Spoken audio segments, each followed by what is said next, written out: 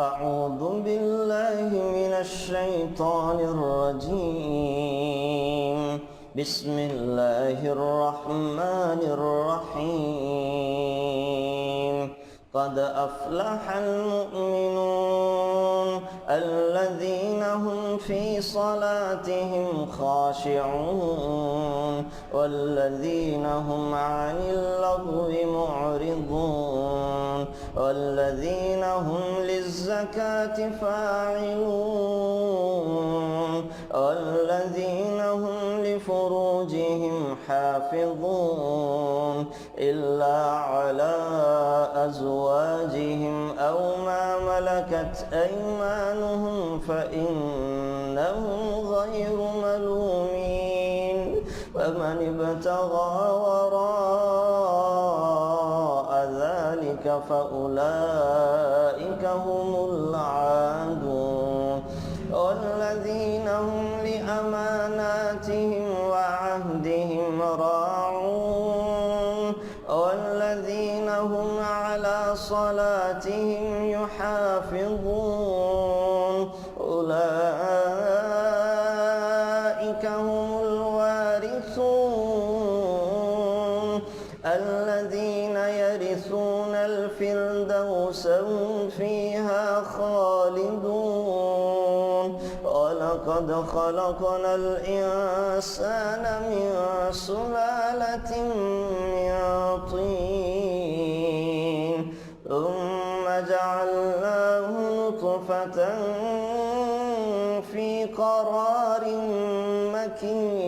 مكين ثم خلقنا النطفة علقة فخلقنا العلقة مضغة فخلقنا المضغة عظاما فكسونا العظام لحما ثم أنشأناه خلقا آخر فتبارك الله أحسن الخالقين. ثم إنكم بعد ذلك لميتون ثم إنكم يوم القيامة تبعثون. صدق اللہ العظیم.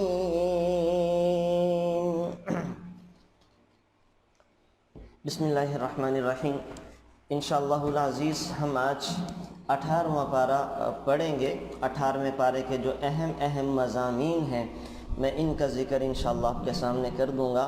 پہلے ایک اوورال جو ریویو ہے سارے پارے کا خلاصہ ہے وہ میں آپ کو ذکر کر دیتا ہوں. اس سارے پارے کا خلاصہ ذکر کرنے کے بعد انشاءاللہ العزیز جو اہم چیزیں ہیں ہمارے متعلق وہ میں ذکر کر دوں گا. پہلے میں خلاصہ ذکر کرتا ہوں. سارے پارے میں اللہ تعالیٰ کیا فرما رہے ہیں. سورۃ المؤمنون سے یہ پارہ شروع ہوتا ہے اور سورہ مؤمنون کی ابتدائی آیات ہی میں اللہ تعالیٰ نے ایمان والوں کی صفات بتائی ہیں. ایمان والوں کی صفات بتائی ہیں کہ ایمان والوں میں کیا کیا خوبیاں ہونی چاہیے, ایمان والے اخلاق کیسے ہونے چاہیے. تو ان صفات کی وجہ سے, ایمان والوں کی خوبیوں کی وجہ سے اللہ تعالیٰ نے اس سورت کا نام ہی سورۃ المؤمنون رکھ دیا. سورۃ المؤمنون کہ اس سورت میں ایمان والوں کی خوبیاں, ایمان والوں کی صفات بیان کی گئی ہیں. اس وجہ سے اس کا نام ہی سورۃ المؤمنون رکھا گیا. سورۃ المؤمنون کے شروع میں جنت الفردوس کے مستحقین کی صفات ہیں کہ وہ کون سے خوش نصیب ہوں گے جو جنت الفردوس میں جائیں گے اور جنت الفردوس میں جانے کا ٹکٹ کیا چیزیں ہیں. تو اللہ تعالیٰ نے یہاں پر 7 خوبیاں 7 صفات ذکر کی ہیں ان لوگوں کی جو جنت الفردوس کے مستحقین ہیں. جنت الفردوس والوں کی 7 خوبیاں اللہ تعالیٰ ذکر کر رہے ہیں. پہلی کیا ہے؟ سچا ایمان. نمبر 1 سچا ایمان جو ریا اور نفاق سے پاک ہو. نمبر 2 نماز میں خشوع خضوع یعنی اللہ کے سامنے عاجزی اور خوف کے ساتھ کھڑے ہونا. نمبر 3 لغو سے اعراض، ہر وہ کام، ہر وہ بات جس سے نہ دین کا فائدہ ہو نہ دنیا کا فائدہ، اس کو لغو کہا جاتا ہے۔ لغو کام، بیکار کے کام، ہر وہ کام جس میں نہ دین کا فائدہ نہ دنیا کا۔ تو نمبر 3 خوبی جنت الفردوس کی حقداروں کی یہ بتائی ہے کہ وہ لغو باتوں سے اعراض کرتے ہیں۔ نمبر 4 کامل طریقے سے زکوٰۃ کی ادائیگی، یعنی حقوق العباد کا مکمل خیال کرنے والے ہیں، حق اللہ کے ساتھ ساتھ حق اللہ کی ادائیگی کا لحاظ بھی رکھتے ہیں۔ نمبر 5 وہ بے حیائی کے کاموں سے دور رکھتے ہیں، اپنے آپ کو بے حیائی اور بدکاری کے کاموں سے بچا کے رکھتے ہیں۔ نمبر 6 وہ امانتوں کا لحاظ کرتے ہیں، امانتوں کا لحاظ کرتے ہیں اور اپنے وعدوں کو پورا کرنے والے ہیں، امانتوں میں خیانت نہیں کرتے، وعدہ کر کے توڑتے کوئی نہیں ہے۔ اور نمبر 7 نمازوں کی حفاظت کرتے ہیں۔ نمازوں کی حفاظت کیا مطلب؟ ایک خوبی تو تھی دوسری کہ نمازوں کو پڑھتے ہیں خشوع و خضوع کے ساتھ، یہاں ہے نمازوں کا لحاظ رکھتے ہیں، یعنی نمازوں کو ان کے اوقات پر ادا کرتے ہیں، ان کے ارکان کے ساتھ، ان کے مستحبات کے ساتھ، سنن کے ساتھ وقت پہ ادا کرنے کا اہتمام کرتے ہیں۔ یہ نہیں کہ اذان ہو چکی اور آخری وقت میں نماز پڑھی جا رہی ہو، یہ نہیں کہ نماز ہو چکی اور بہت دیر میں جا کے جب وقت نکلنے لگا ہے تب نماز پڑھی جا رہی ہو۔ تو یہ 7ویں خوبی اللہ تعالیٰ نے بتائی ہے۔ تو یہ 7 خوبیاں ایمان والوں کی ہیں، ان لوگوں کی جو جنت الفردوس کے حقدار ہیں، جنت الفردوس کے مستحقین ہیں۔ پھر اللہ تعالیٰ نے آگے چل کے ماں کے پیٹ میں انسانی وجود کے مراحل بتائے ہیں کہ ماں کے پیٹ میں انسانی وجود کیسے بنتا ہے۔ مومنین کی خوبیاں بیان کرنے کے بعد اللہ تعالیٰ نے خود انسان کی زندگی اور اس کے تخلیق کے مراحل ذکر کیے ہیں۔ وہ قرآن کریم نے انسانی وجود کے مراحل آج سے 1400 سال پہلے ذکر کر دیے تھے، جب عرب و عجم کے حکماء میں سے بھی کوئی بھی ان کے بارے میں لب کشائی کی جسارت نہیں کرتا تھا۔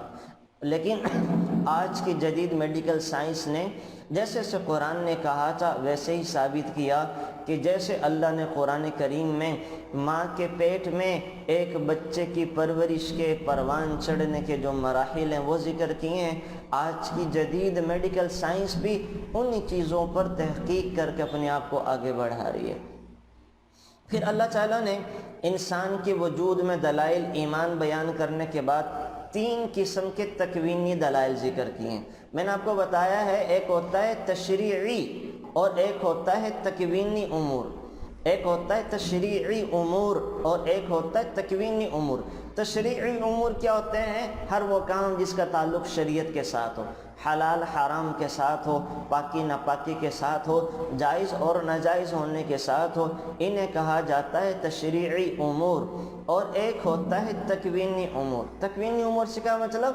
وہ کام جن سے کائنات کا نظام چلایا جاتا ہے، وہ چیزیں، وہ کام جن سے کائنات کا نظام چلتا ہے، آسمانوں کا نظام، بارشوں کا نظام، ہواؤں کا نظام، رزق کا نظام، یہ ساری چیزیں جو انسان کی ضرورتیں ہوتی ہیں انہیں تکوینی امور کہا جاتا ہے۔ تو اللہ تعالیٰ قرآن کریم میں دونوں چیزیں ذکر کرتے ہیں، تشریعی امور بھی جن کا تعلق انسان کی شریعت کے ساتھ ہو، اور تکوینی امور بھی اللہ ذکر کرتے ہیں جن کا تعلق انسان کے رزق کے ساتھ ہے، ہواؤں کے ساتھ ہے اور آسمانوں کے ساتھ ہے، پانیوں کے ساتھ ہے۔ یہ چیزیں تکوینی کائنات کا نظام چلانے والی چیزوں کو تکوینی امور کہا جاتا ہے۔ تو اللہ تعالیٰ نے 3 دلائل تکوینی امور کے بھی ذکر کیے ہیں کہ ساتوں آسمانوں اور ان کے اندر جو عجیب و غریب مخلوقات ہیں سب اللہ کی پیدا کرتا ہے۔ پھر اللہ کہہ رہے ہیں بارش کا برسانا اور اس ایک بارش کے ذریعے رنگ رنگ کے پھل اور پھولوں کا اگانا، یہ میری قدرت اور سنت اور کاریگری ہے کہ پانی ایک ہی ہے، زمین ایک ہی ہے، اسی زمین سے کھٹے پھل بھی اگاتا ہوں، میٹھے پھل بھی اگاتا ہوں، پیلے اور سرخ رنگ کے بھی اگا رہا ہوں، زرد اور سبز رنگ کے بھی اگا رہا ہوں، کچے بھی ہیں، پکے بھی ہیں، پھیکا بھی ہے، تیکھا بھی ہے، کڑوا بھی ہے، میٹھا بھی ہے، نمکین بھی ہے۔ ایک ہی زمین میں ایک ہی پانی لگا کے مختلف چیزوں کو نکالنا یہ میرا کام ہے، میں اللہ ہوں، میں ان سب چیزوں پہ کرنے پہ قادر ہوں۔ یہ کہہ رہے ہیں۔ پھر اللہ تعالیٰ ایک اور چیز ذکر کر رہے ہیں کہ چوپاہوں اور جانوروں کے اندر کا دودھ، گوشت ہے، سواری اور بردباری جیسے منافع ہیں، یہ سب چیزیں بھی میں انسانوں کو پہنچا رہا ہوں کہ یہ جانور جو ہیں پانی پیتے ہیں، سبز رنگ کا چارہ کھاتے ہیں، ان کے جسموں کو تم ذبح کرو تو تمہیں خون نظر آئے گا، گوبر نظر آئے گا اور گوشت نظر آئے گا، لیکن یہ صاف شفاف دودھ نکالتے ہیں۔ تو اللہ کہہ رہے ہیں کہ یہ سب چیزیں میری قدرت کے اوپر دلیل اور دلالت کرنے والی چیزیں ہیں۔ تو اللہ تعالیٰ نے ماں کے پیٹ میں جیسے عجیب و غریب طریقے سے انسان کو پالتا ہے، ایسے ہی دنیا کے اندر چیزوں کو اللہ عجیب و غریب انداز میں پالتے ہیں، تو وہ ذکر کر رہے ہیں۔ پھر اللہ تعالیٰ کی قدرت اور وحدانیت کے دلائل ذکر کرنے کے بعد اللہ تعالیٰ نے پھر انبیاء علیہم السلام کے واقعات کو ذکر کرنا شروع کیا ہے۔ حضرت نوح، حضرت ہود، صالح، موسیٰ، عیسیٰ اور ہارون علیہ السلام کے قصے بیان کیے۔ پھر ان تمام انبیاء کی چونکہ دعوت ایک ہی ہوتی ہے، تمام انبیاء کا پروگرام اور مقصد ایک ہی ہے، گویا کہ ہر زمانے میں جو نبی آیا ہے وہ ایک ہی مقصد اور ایک ہی پروگرام لے کے آیا ہے، لیکن ہر زمانے میں لوگ مختلف ہو گئے، فرقوں میں بٹ گئے، گروہوں میں بٹ گئے، اور اپنے اپنے خیالات لوگوں نے اپنا لیے۔ تو یہاں پہ یہ اللہ تعالیٰ کہہ رہے ہیں کہ کیسے کہا جائے کہ مسلمان بھی اس صورتحال سے نہیں بچ پاتے۔ قرآن بھی ایک ہے، نبی بھی ایک ہے، مسلمانوں کا قبلہ بھی ایک ہے، لیکن مسلمان ایک نہیں ہے۔ قرآن ایک، قبلہ ایک، نبی ایک، لیکن مسلمان ایک نہیں رہے، بھانت بھانت کی بولیاں بول کر ایک دوسرے پر کفر کے فتوے لگانے لگے۔ اللہ کہہ رہے ہیں کہ ہم نے تو ایک بنایا تھا، یہ تم نے اپنے آپ کو کیوں بانٹ لیا، کیوں تقسیم کر لیا؟ پھر آگے چل کر اللہ تعالیٰ ان اختلافات کے حل کی ایک صورت بتا رہے ہیں، وہ یہ ہے کہ ہر فرقہ کتاب و سنت کے سامنے اپنی گردن کو سر تسلیم خم کر دے، ہر گروہ، ہر طبقہ وہ قرآن و سنت کے سامنے اپنے آپ کو جھکا لے تو اختلافات ختم ہو جائیں گے۔ تو سارے اختلافات کو ختم کرنے کی ایک ہی صورت ہے کہ ہمیں قرآن سمجھنا ہے، نبی کا فرمان سمجھنا ہے۔ جن لوگوں کی دو چیزیں سمجھ میں آ گئی تو اللہ اشارہ کر رہے ہیں کہ ساری دنیا سے اختلافات اور جھگڑا ختم کرنے کے لیے تمہیں قرآن سمجھنا پڑے گا اور محمد صلی اللہ علیہ وسلم کا فرمان سمجھنا پڑے گا۔ تو ایک طرف تو وہ لوگ ہیں جو باہمی جدل و جدال، لڑائی جھگڑے میں ہیں، ان کے دل غفلت اور جہالت میں پڑے ہوئے ہیں۔ دوسری طرف اللہ کے وہ نیک بندے ہیں جو آپس میں محبت کرنے والے ہیں، ان کے دل بیدار اور ہدایت کے نور سے بھرے ہوئے ہیں۔ ان لوگوں کے اندر 4 ایمانی صفات بتائی ہیں کہ جن کے دل نور ایمانی سے بھرے پڑے ہیں، اللہ کہہ رہے ہیں کہ ان میں 4 خوبیاں ہوتی ہیں۔ نمبر 1، وہ اللہ کے عذاب سے ڈرتے ہیں۔ نمبر 2، وہ اللہ تعالیٰ کی تشریعی اور تکوینی آیات پر ایمان رکھتے ہیں۔ نمبر 3، وہ ریا سے بچتے ہیں اور ہر عمل میں اخلاص پیدا کرنے کی کوشش کرتے ہیں۔ نمبر 4، کہ وہ احسان کرنے والے ہیں، انہیں اللہ تعالیٰ نے صفت احسان عطا کی ہے، یعنی نیک اعمال کرنے کے باوجود ڈرتے رہتے ہیں کہ پتہ نہیں اللہ نے ہماری نیکی قبول کی بھی ہوگی کہ نہیں ہوگی۔ وہ کرتے بھی ہیں اور ڈرتے بھی ہیں، وہ کر کر کے ڈرتے رہتے ہیں۔ اور اللہ معاف فرمائے کہ ہم ہیں کہ کرتے بھی نہیں ہیں، ڈرتے بھی نہیں ہیں، اعمال بھی نہیں کرتے اور کہتے بھی ویکھی جائے گی، اللہ خیر کرے گا، دیکھ لیں گے جو ہوگا۔ تو اللہ کہہ رہے ہیں کہ ایمان والے تو وہ ہیں جو صفت احسان کے ساتھ متصف ہوتے ہیں، اعمال کرتے بھی ہیں، ڈرتے بھی ہیں، نمازیں بھی پڑھتے ہیں، خوف بھی لگا رہتا ہے کہ اللہ قبول فرما لے، صدقہ خیرات بھی کرتے ہیں، خوف بھی لگا رہتا ہے اللہ نے قبول فرمایا کہ نہیں فرمایا، پھر قبولیت کے لیے دعائیں کرتے رہتے ہیں۔ تو یہ ایمان والوں کی خوبیاں بتائی۔ اور جو محروم ہیں ان کے بارے میں کیا کہا؟ جو قرآن اور صاحب قرآن کا مذاق اڑاتے ہیں، جو قرآن کریم کا بھی اور قرآن والوں کا بھی مذاق اڑاتے ہیں، یہ اللہ کہہ رہے ہیں کہ یہ محروم ہیں۔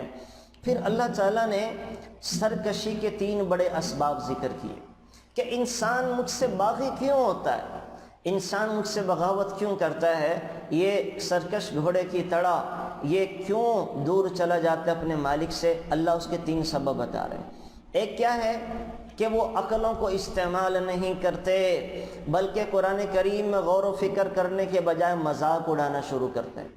عقلیں دی تھی میں نے اس لیے کہ قرآن کریم میں غور کریں، ریسرچ کریں، تحقیق کریں، اس کو پڑھیں، اس کو سمجھیں، تاکہ پتہ چلے کہ میں نے اپنے قرآن میں کیا کہا ہے۔ تو سرکشی کا ایک بہت بڑا سبب وہ قرآن کریم کو نہ سمجھنا ہے۔ یہ ہم بھی کرتے ہیں، اللہ معاف فرمائے۔ ساری زندگیاں گزر جاتی ہیں، بچپن سے جوانی، جوانی سے بڑھاپے تک کا سفر، لیکن کبھی قرآن کریم کو سمجھنے کی کوشش نہیں کرتے۔ زیادہ سے زیادہ رمضان میں دورہ کر لیا، وہ دورہ بھی برکت والا ہوتا ہے کہ قرآن کریم کے ظاہری الفاظ پڑھ کے ترجمہ سنتے، اس سے کیا فائدہ ہوتا ہے؟ تو خود ہم ایک اہتمام نہیں کرتے کہ پتہ تو چلے قرآن کریم میں ہے کیا پیغام اللہ سنا رہے ہیں، کیا میسیج دے رہے ہیں۔ وہ بس برکت کے لیے جمع ہو جاتے ہیں اور جناب آیتوں کا ترجمہ پڑھ کے یہ سمجھتے ہیں کہ ہم نے قرآن کریم کا دورہ کر لیا۔ وہ تو برکت کے لیے، ایک ثواب کے لیے ہوتا ہے، لیکن اس کا فائدہ کوئی نہیں ہو رہا ہوتا۔ تو یاد رکھیں، یہ اللہ تعالیٰ کہہ رہے ہیں کہ پہلی سرکشی اور بغاوت کی وجہ وہ قرآن کریم میں غور نہ کرنا ہے۔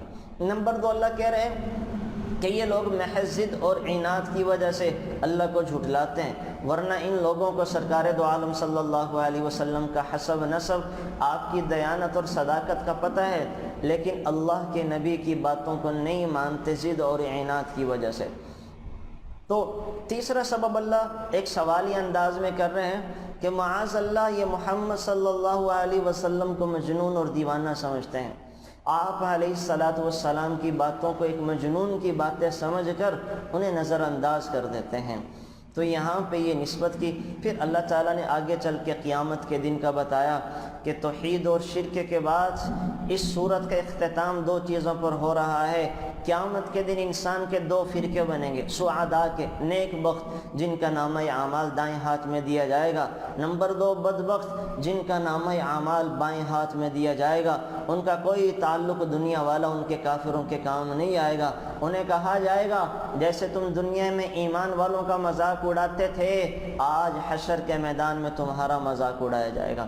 پھر اللہ نے ایک سوال کیا ان سے کہ تم زمین میں کتنے برس رہے؟ وہ کہیں گے کہ 1 روز یا 1 روز سے بھی کم رہے۔ اللہ تعالیٰ فرمائے گا کہ تم بہت ہی کم رہے، کاش کہ تم جانتے کَأَلْفَ سَنَةٍ مِّمَّا تَعُدُّونَ۔ تو ان سے یہ جو سوال ہوگا انہیں شرمندہ کرنے کے لیے اور آخرت کی لامحدود زندگی کو بتانے کے لیے کہ تم دنیا میں جتنا بھی رہے ہو یہ آخرت کے مقابلے میں لمحہ بھر کے برابر کی زندگی ہے۔ اصل زندگی تو تمہاری اب شروع ہونے والی ہے، اصل زندگی تو تمہاری اب شروع ہونے والی ہے۔ پھر اللہ تعالیٰ اہل جنت سے سوال کرے گا کہ تم زمین پر کتنے سال رہے؟ وہ عرض کریں گے کہ 1 دن یا دن کا کچھ حصہ، 1 دن یا دن کا کچھ حصہ۔ اللہ تعالیٰ فرمائیں گے تمہیں 1 دن یا دن کا کچھ حصہ جو ملا، تم نے اس میں بہت اچھی تجارت کی کہ میری رحمت، میری رضا اور میری جنت کو خرید لیا، اب تم ہمیشہ ہمیشہ کی جنت میں جاؤ۔ پھر اللہ اہل دوزخ سے سوال کریں گے، جہنم والوں سے، کہ تم دنیا میں کتنے سال رہے؟ وہ بھی وہی جواب دیں گے جو جنت والوں نے دیا تھا کہ دن یا دن کا کچھ حصہ رہیں۔ اللہ تعالیٰ فرمائیں گے کہ تم دنیا میں جو رہنے کا موقع ملا، تم نے بڑی بری تجارت کی، بڑی بری تجارت کی، تم نے میری آگ اور ناراضگی کو خرید لیا، اب تم ہمیشہ ہمیشہ کے لیے اس کے اندر پڑے رہو، ہمیشہ ہمیشہ کے لیے اس کے اندر پڑے رہو۔ پھر اللہ تعالیٰ نے آخری آیت میں رسول اللہ صلی اللہ علیہ وسلم کے واسطہ سے ہمیں دعا مانگنے کا طریقہ سکھایا کہ مجھ سے دعا کیا کرو۔ وہ کیا؟ اے میرے ربا مجھے معاف فرما دے، مجھ پر رحم فرما، اور تو سب رحم کرنے والوں سے زیادہ رحم کرنے والا ہے۔ رب اغفر وارحم وانت خیر الراحمین، یہ جو آخری آیت ہے اس کی، رب اغفر وارحم وانت ارحم الراحمین، سورۃ الانبیاء کی، یہ اللہ تعالیٰ اس کے آخر کے اندر ذکر فرما رہے ہیں۔ یہ یہاں پہ اس کو اس طرح بھی پڑھ سکتے ہیں، ربنا الرحمن المستعان علی ما تصفون، اور یہ جو وقل رب اغفر وارحم وانت خیر الراحمین، اے نبی جی آپ لوگوں سے کہہ دیجئے کہ مجھ سے دعا اس طرح کیا کریں، معافی اور استغفار اس طرح کیا کریں، رب اغفر وارحم وانت خیر الراحم۔ یہ بھی توبہ کے ایک الفاظ ہیں ان کو بھی یاد کر لینا چاہیے جو اللہ تعالیٰ سورۃ المؤمنون کے آخر میں ذکر کر رہے ہیں کہ رب اغفر وارحم وانت خیر الراحمین، چلتے پھرتے ان کو بھی پڑھ لینا چاہیے انسان کو، یہ بھی اللہ تعالیٰ نے ہمیں دعا کے طریقے سکھائے ہیں۔ پھر اللہ تعالیٰ نے سورۃ النور اتاری ہے، 18ویں پارے میں سورۃ النور ہے۔ اس صورت کے اندر بہت سارے احکامات ایسے ہیں جو انسان کی عفت و عصمت سے تعلق رکھتے ہیں، جن کے ساتھ اس کی عزت نفس، اس کی ناموس، اس کی عفت و عصمت کی حفاظت ہوتی ہے۔ بہت سارے احکامات ایسے ہیں، اسی لیے صورتوں کو عورتوں کو سکھانے کا حکم دیا۔ حضرت مجاہد رحمۃ اللہ علیہ فرمایا کرتے تھے کہ رسول اللہ صلی اللہ علیہ وسلم نے ارشاد فرمایا، اپنے مردوں کو سورۃ المائدہ اور عورتوں کو سورۃ النساء سکھاؤ، اپنے مردوں کو سورۃ المائدہ اور عورتوں کو سورۃ النساء سکھاؤ۔ حضرت عائشہ رضی اللہ تعالی عنہ یہ سورت خود خواتین کو سکھلایا کرتی تھیں۔ ظاہر ہے حضرت عائشہ تو ایک استاد ہیں، امت کی ماں ہیں، تو خود حضرت عائشہ رضی اللہ تعالی عنہ ہر عورت کو یہ سورۃ النساء سکھایا کرتی تھیں۔ تو سورۃ النساء جو ہے یہ بڑی اہم ہے، اس کے مضامین کو سمجھنا پڑھنا بڑا ضروری ہے۔ کچھ چیزیں تو انشاءاللہ میں آپ کے سامنے ذکر کر دوں گا، اور ساری چیزیں تو ظاہر ذکر نہیں ہو سکتی، تو بہت ساری چیزیں آپ خود اپنے مطالعہ میں لے کر آئیں، اپنے مطالعہ میں اس کو لے کر آئیں، تفسیر میں جا کے اس کو ڈیٹیل کے ساتھ پڑھیں، تاکہ سورۃ النور کے احکامات جو ہیں وہ ہمیں پتہ چل جائیں۔ تو یہاں پہ میں موٹی موٹی چیزیں ذکر کر دیتا ہوں کہ سورۃ النور میں اللہ تعالیٰ کیا ذکر کر رہے ہیں، پھر انشاءاللہ جو میں نے آپ کو خلاصہ بتایا ہے، ان میں سے جو باتیں ڈیٹیل کے ساتھ بتانے والی ہیں وہ میں آپ کو تفصیل کے ساتھ ذکر کر دوں گا۔ اللہ تعالیٰ نے یہاں پہ زنا کی سزا اور زانیوں کے احکام بیان کیے ہیں۔ دو قسم کے لوگ ہوتے ہیں، زنا کرنے والے شادی شدہ بھی اور بغیر شادی شدہ بھی۔ تو اللہ تعالیٰ ذکر فرما رہے اگر بدکاری کرنے والے وہ غیر شادی شدہ ہیں تو ان کو 100 کوڑے لگائے جائیں گے، اور اگر وہ شادی شدہ ہیں تو ان کا حکم سنگسار کرنے کا ہے، وہ مرد ہو یا عورت ہو، پتھر مار مار کے انہیں ہلاک کیا جائے گا، پتھر مار مار کے انہیں ہلاک کیا جائے گا۔ تو دو حکم تو شروع آیت میں یہ بتا دیے کہ بدکاری کرنے والے شادی شدہ ہوں تو انہیں کوڑے لگائے جائیں گے، وہ شادی شدہ ہوں تو سنگسار کیا جائے گا، اور شادی شدہ نہ ہوں تو انہیں کوڑے لگائے جائیں گے۔ لیکن یہ ہوتا ہے کام اسلامی حکومت کا۔ یہ جتنی بھی سزائیں ہیں، چور کی سزا ہاتھ کا کاٹ دینا ہے، ڈاکو کی سزا ایک ہاتھ اور الٹی طرف کی ٹانگ کا کاٹ دینا، دایاں بازو اور بائیں ٹانگ کو کاٹ دینا ہے، اور تہمت کی سزائیں، لعان کی سزائیں، یہ ساری کی ساری سزائیں اور ان کا نفاذ یہ اسلامی حکومت کے ذمہ ہے۔ عام آدمی کے بس کی بات نہیں ہے کہ کوئی خدا نخواستہ خود سے کوئی اپنی حکومت بنا کے یا اپنا نظام چلا کے یا اپنا جرگہ لگا کے ان سزاؤں کو دینا شروع کر دے۔ یہ کام اسلامی گورنمنٹ کا ہوتا ہے۔ اب چونکہ ہمارے ہاں قرآن بھی ہے، اللہ کے نبی کا فرمان بھی ہے، لیکن اسلامی نظام نہیں ہے۔ ہمارے ہاں تو اس جرمن لا اور یورپین لا اور قانون چلتا آ رہا ہے، نظام ان کا ہے، دین اور قرآن ہمارے ہاں اللہ کا ہے، لیکن نظام ان کا ہے۔ ہمارے ہاں تو سود بھی حرام ہے، ہمارے ہاں تو شراب حلال ہونے کے سرٹیفکیٹ بھی دیے جاتے ہیں، انہیں بھی لائسنس دیے جاتے ہیں، اور اللہ معاف فرمائے بہت ساری جو چیزیں حرام اور ناجائز تھی ان کو لوگوں نے حلال کر دیا۔ تو یہ باتیں اسلامی نظام کی ہیں۔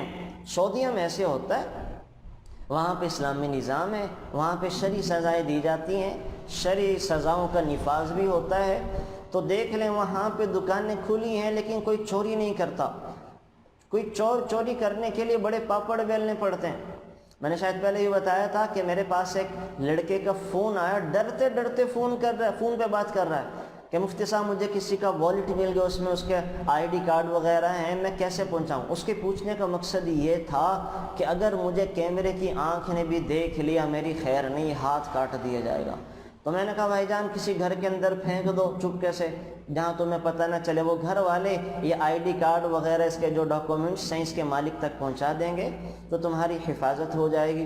تو اتنا خوف وہاں لوگوں کے دلوں میں ہے کہ اگر ہم نے کوئی خلاف شریعت کام کیا ہمیں سزا دی جائے گی۔ تو وہاں امن ہے، انصاف ہے، ظلم زیادتی کے اندر بہت کمیاں ہیں، لوگ دکاندار گھر والے بیچارے ڈرتے نہیں ہیں کہ ہم اگر پیسے نکالیں دکان کھلی چھوڑ کے کہیں چلے جائیں تو کوئی ہمارا نقصان کر دے گا۔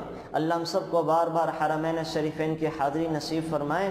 آپ حرم کے سامنے دیکھیں، مدینہ منورہ میں دیکھیں، گولڈ کی مارکیٹ نماز کے وقت میں پوری کی پوری کھلی رہتی ہے، اور لوگ جو ہیں وہ نماز پڑھنے کے لیے چلے جاتے ہیں، کوئی وہاں دیکھنے والا پوچھنے والا نہیں ہوتا۔ کیوں؟ اسلامی نظام اسلامی سزاؤں کا نفاذ ہے۔ اللہ تعالیٰ خود کہہ رہے ہیں وَلَكُمْ فِي الْقِصَاصِ حَيَاةٌ، لوگوں میں نے تمہیں قصاص میں زندگی کا سامان رکھا ہے۔ جب ایک آدمی کو کوڑے لگائے جائیں گے نا تو باقی اس کو دیکھ کر وہ گناہ کرنے کی جسارت نہیں کریں گے۔ جب کسی ایک کو سولی پہ لٹکایا جائے گا نا ڈاکو کو، تو باقی ڈاکو یہ منظر دیکھ کر کبھی بھی ڈاکہ ڈالنے کی جرت نہیں کریں گے۔ جب بدکاری کے نتیجے میں مرد و عورت کو سنگسار کیا جائے گا تو پھر کوئی اس گناہ کی طرف نہیں آئے گا۔ جب تہمت لگانے والوں کو وہ 80 کوڑے لگائے جائیں گے نا تو پھر کوئی کسی دوسرے کے اوپر تہمت نہیں لگائے گا۔ لیکن یہ سزائیں تو میں نے عرض کیا اسلامی نظام اسلامی شریعت کے تحت ہو سکتی ہیں، ہمارے ہاں تو اللہ معاف فرمائے یہ کہاں یہ چیزیں رہیں۔ تو بہرحال ان چیزوں کو ہمیں پتہ تو ہونا چاہیے، اللہ سے دعا بھی کرنی چاہیے کہ اللہ کرے ہمارے دیش میں بھی اسلامی نظام آئے، شریعت کا نفاذ ہو اور لوگ شریعت کے مطابق اپنے آپ کو چلانے کی کوشش کریں۔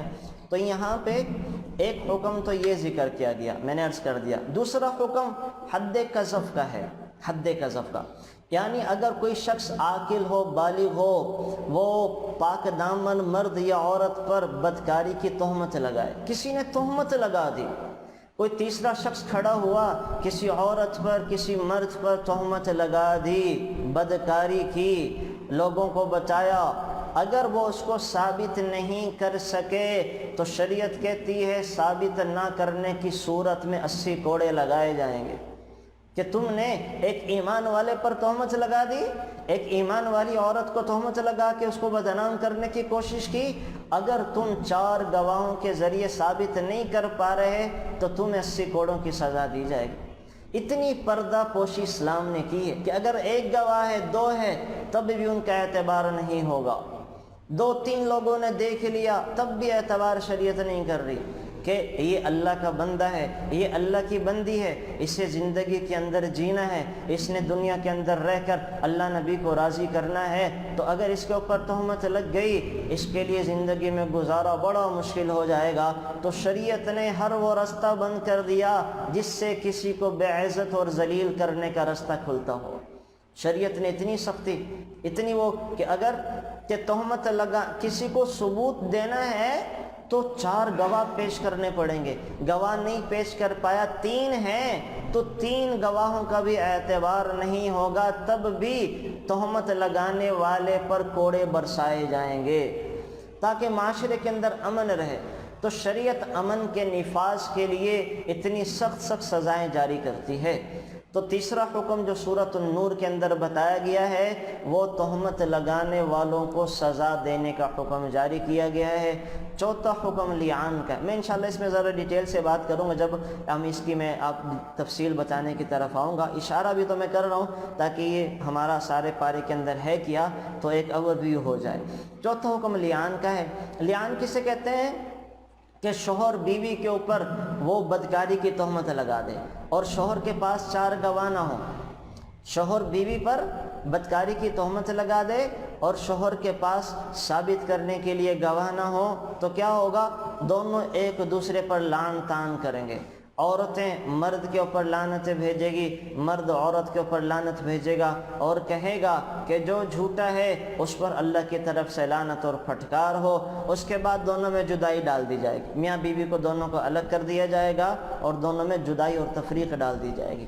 پھر 5ویں حکم کے طور پر یہ حضرت عائشہ رضی اللہ تعالی عنہا کا قصہ تفصیل کے ساتھ ذکر کیا کہ حضرت عائشہ صدیقہ رضی اللہ تعالی عنہا پر جو تہمت لگائی، واقعہ افک پیش آیا اور جھوٹ اور بہتان باندھا تو تہمت لگانے والوں کو تو کوڑوں کی سزا دی گئی اور اللہ تعالیٰ نے حضرت عائشہ کے مقام و مرتبہ کو بلند کرنے کے لیے 7 آسمانوں سے ان کی برات کے لیے 10 آیتیں اتار دیں اور قیامت تک کے لیے لوگوں کو بتایا فرمایا کہ جب لوگوں پر تہمتیں لگتی ہیں تو لوگ آ کر گواہیاں دیتے ہیں. لوگوں پر تہمتیں لگی، بچوں نے آ کر گواہیاں دی. حضرت مریم پہ لگی، بچے نے آ کے گواہی دی. یوسف علیہ السلام پہ لگی، بچے نے آ کے گواہی دی. جریج عابد پہ لگی، بچے نے آ کے گواہی دی. لیکن جب تہمت لگی میرے نبی کی حرمت پر، میرے نبی کی عزت حضرت عائشہ صدیقہ پر، تو مجھے کسی کی گواہی نہیں چاہیے. میں اللہ خود اپنی نبی کی بیوی کی حق میں گواہی دینے کو آ رہا ہوں. اللہ نے خود گواہی دی، اللہ خود گواہی دینے کو آ گئے. تو بہرحال یہاں پہ حضرت عائشہ کا واقعہ ذکر ہوا. چھٹا حکم جو یہاں پہ ہے وہ گھر میں داخل ہونے کی اجازت اور آداب کے بارے میں ہے. فرمایا گیا کہ کسی کے گھر میں بلا اجازت داخل نہ ہوا کرو. مستحب یہ ہے کہ اجازت سے پہلے سلام لو اور اجازت لو کہ میں آپ کے گھر میں آ جاؤں. تو اجازت کے گھر میں داخل ہونے کے احکامات، اجازت کے احکامات کا اللہ تعالیٰ نے ذکر کیا ہے. پھر ساتواں حکم ایمان والے مردوں کو اور عورتوں سے کہا جا رہا ہے کہ اپنی نظروں کو جھکا کے رکھو. عورتوں کو اپنے شوہروں، اپنے والد، اپنے سسر، حقیقی بیٹوں، بھانجوں، بھتیجوں، اپنی لونڈیوں اور اسی طرح سے جو ان کے محرم مرد ہیں ان کے علاوہ کے سامنے زیب و زینت کے ظاہر کرنے سے منع کر دیا گیا کہ اپنے خونی رشتہ داروں کے ساتھ جن کے ساتھ تمہارا نکاح نہیں ہو سکتا ان کے سامنے تو زیب و زینت کے اظہار کی اجازت ہے. ان کے علاوہ نامحرم مردوں کے ساتھ جن کے ساتھ تمہارا نکاح ہو سکتا ہے ان کے سامنے زیب و زینت کے اظہار کی اجازت نہیں ہے. تو یہ حکم یہاں پہ یہ دیا. پھر میاں بیوی کے حقوق بچائے کہ انسان جو ہے نکاح کی ترغیب دی. اصل میں یہ جو پہلے 6 آیتیں ذکر ہوئیں یہ سارے احکام کہ شادی شدہ مرد، شادی شدہ عورتیں یا غیر شادی شدہ بدکاری کریں اور پھر تہمتیں، یہ سارے جو چیزیں احکام تھے اصل میں شریعت وہ بدکاری کا رستہ بند کرنا چاہتی ہے. وہ کسی طور پہ بدکاری کو برداشت نہیں کرتی اور بدکاری کے سد باب کے لیے شریعت نے نکاح کو آسان کرنے کا، نکاح کو رواج دینے کی ترغیب دی ہے. اسلام نے تو نکاح کو بہت آسان کیا. بہت ساری روایتیں آئیں گی، میں ذکر کروں گا کہ اللہ تعالیٰ آپ علیہ السلام فرما رہے ہیں کہ جو بغیر نکاح کے میرے ہاں آ گیا، بغیر نکاح کے اللہ کے ہاں چلا گیا، وہ کمینہ ہے، کمینہ. بڑی سخت قسم کی ڈانٹ رسول اللہ صلی اللہ علیہ وسلم اس کے اوپر پلا رہے ہیں. اور ہمارے ہاں تو اللہ معاف فرمائے بدکاری عام ہوتی جا رہی ہے، نکاح مشکل ہوتا جا رہا ہے. جتنا نکاح مشکل کریں گے اتنی بے حیائی عام ہوگی. ہمارے بچے بچیاں نہ دین کے کام کے نہ دنیا کے کام کے رہ جاتے، کسی کام کے نہیں رہ جاتے. آئے روز میرے پاس بے شمار اس قسم کے واقعات آتے ہیں. تو اللہ حفاظت فرمائے. نکاح کو آسان کرنا پڑے گا، نکاح کو رواج دینا پڑے گا. نکاح کے لیے بہت آسانیاں پیدا کہ سستے میں مفت میں ہو جائے، اور بہت آسانیاں یہ جانی بین دونوں خاندان والوں کو کرنی پڑیں گی، تب جا کے معاشرے سے یہ برائی ختم ہوگی. ورنہ اللہ معاف فرمائے جہیز کی لعنت نے، پیسوں کی لعنت نے، اور یہ ریاکاری والے ولیموں کی کہ جناب ہمیں ولیمہ بھی کرنا ہے. میرے پاس ایک لڑکی آئی کہ میرا نکاح ہوا ہے، رخصت نہیں ہو رہی. کہ لڑکے والے کہتے ہیں کہ ہم تو 300 باراتی لے کر آئیں گے، کھانا کھلانا ہے. اب 2 لاکھ روپے کا کھانا کہاں سے کھلائیں؟ ہمیں تو گھر میں کھانے کو نہیں ہے، 2 لاکھ کا کھانا کہاں سے کھلائیں؟ تو یہ کتنے بغیرت اور بے حیا بے شرم قسم کے لوگ ہوتے ہیں جو بیٹیوں والے سے بیٹی بھی لے رہے ہیں، ان کا جگر گوشہ بھی ان سے لے رہے ہیں اور کہتے ہیں کہ ہمیں کھانا بھی کھلائیں. ہم برادری کے لوگ بھی اتنے لے کر آئیں گے. تو ایسے لوگوں کو تو پانی میں اور گندے پانی میں ڈوب کے مر جانا چاہیے کہ ان بے شرموں کو حیا نہیں آتی کہ ان کا جگر گوشہ بھی لے کے آ رہے ہیں. جس بچی کو اس کی ماں نے 18-20 سال باپ نے ناز نخروں کے ساتھ پالا، اس کا آنکھوں سے آنسو برداشت نہیں کرتے تھے، اب اس کو اپنے گھر لے کے جانے کے لیے اتنے نخرے کرتے ہیں، اتنے ان کو پاپڑ ملواتے ہیں. تو ایسے لوگ تو بے شرم بے حیا قسم کے زمین پر یہ لوگ ہیں. تو بہرحال یہ چونکہ ہم ہندوؤں سے کنورٹ ہو کے آئے ہیں نا، تو ہمارے ہاں وہ رواج ختم نہیں ہو پا رہے. ہمارے ہاں قرآن بھی آ گیا، ہمارے ہاں اسلام بھی آ گیا، اللہ کے نبی کی تعلیمات بھی آ گئی، ہم سنتے سناتے بھی ہیں، لیکن آج تک ہندوانہ طور طریقوں کو چھوڑنے کو تیار نہیں ہے. بڑے بڑے اعلیٰ خاندان بھی ہم نے دیکھے کہ جو تبلیغ میں بھی جاتے ہیں، دعوت کا کام بھی کرتے ہیں، حج عمرے بھی کرتے ہیں، حاجی صاحبان بھی کھلاتے ہیں، لیکن وہی شادیوں کے معاملے میں ہندوانہ رسم و رواج، بری کی نمود و نمائش، جہیز، لین زبردستی منہ سے بول کے لیتے ہیں، کہتے ہیں کہ لڑکی والے کیا لے کر آئیں گے، کیا دیں گے ہمیں، اس قسم کی بات، کھانے میں کیا کھلائیں گے۔ تو یہ ساری کیوں؟ یہ ہندوؤں کے طور طریقے تھے۔ ان کے ہاں شادی ایک ہی دفعہ ہوتی تھی نا، ان کے ہاں شادی ہو گئی، لڑکی جو ہے اگر خدا نہ خواستہ بیوہ ہو گئی تو اس کو ستی کر دیا جاتا، خاوند کے ساتھ جلنا پڑتا تھا، خاوند کے ساتھ نہیں جلتی، ساری زندگی وہ بھلے گناہ کرتی رہے لیکن شادی نہیں کر سکتی، شادی پہ پابندی تھی۔ مرد جو ہے اگر اس کی بیوی مر جاتی تو ساری زندگی بھلے منہ کالا کرتا لیکن دوسرا نکاح نہیں کر سکتا تھا۔ ہمارے ہاں بھی یہ رسم و رواج ہیں۔ اتنا مشکل نکاح کو بنا دیا، اتنا مشکل بنا دیا، لاکھوں روپے بیچارے نکاح پہ لگ جاتے ہیں، حالانکہ رسول اللہ صلی اللہ علیہ وسلم قرآن کریم مہر رکھ کے بھی صحابہ کا نکاح کر رہے ہیں، تھوڑے تھوڑے پیسوں میں بھی نکاح کر رہے ہیں۔ کتنے میں؟ 10 مہر، 10 درہم کی مقدر مہر رکھ کے نکاح کر دیا جا رہا ہے، 4000 روپے میں نکاح ہو جاتا ہے۔ تو اتنے سستوں میں رسول اللہ نے نکاح کیا، اور صحابہ کے ہاں تو عادت مبارکہ تھی نکاح کی۔ 1.25 لاکھ صحابہ میں سے ایک صحابی ایسے ہیں جنہوں نے ایک نکاح کیا، ابو ذر غفاری، باقی ہر صحابی نے بے شمار نکاح کیے۔ یہی وجہ ہے کہ ان کے ہاں بدکاری نہیں تھی، بے حیائی نہیں تھی، آنکھوں میں حیا ہی حیا تھی، اور اللہ کو بھی راضی کرتے تھے، دنیا میں بھی اللہ کا پیغام عام کرنے کے لیے بے شمار کوششیں کرتے تھے۔ اب مجھے ایک بات بتائیں، ہمارے ہاں جو ہر چیز پہ بات کرتے ہیں، لوگ بے حیائی کے ڈراموں کو بھی دیکھتے ہیں، سب چیزوں کو سب کچھ کرتے ہیں، جھوٹ بولتے وقت شرم نہیں آتی، سود کے لین دین کرتے وقت شرم نہیں آتی، رشوت کے لین دین کرتے وقت شرم نہیں آتی، لیکن نکاحوں کے موقع کے اوپر لوگ شریعت کی طرف آتے ہی نہیں ہیں۔ آپ مجھے ایک بات بتائیں، حضرت فاطمہ رضی اللہ تعالی عنہا جنت کی خاتون ہیں، جنت کی سردار ہیں، رسول اللہ صلی اللہ علیہ وسلم کی لخت جگر ہیں، اور دنیا کے اندر ایسی خاتون کوئی نہیں، ظاہر ہے میرے نبی کی بیٹی ہیں، سب سے زیادہ حسین دنیا کی عورت ہوں گی، لیکن حضرت علی کے نکاح میں آئے ہوئے کچھ عرصہ ہوا، حضرت علی رضی اللہ تعالی عنہ کو ابو جہل کی بیٹی پسند آ گئی، حضرت علی نے نکاح کا پیغام بھی بھیج دیا۔ اب آپ مجھے ذرا ایک لمحہ سوچ کے بتائیں کہ حضرت فاطمہ جیسی خاتون جس کے نکاح میں ہو تو کیا اس شخص کے لیے یہ بنتا ہے کہ کسی اور کی طرف نظر اٹھے؟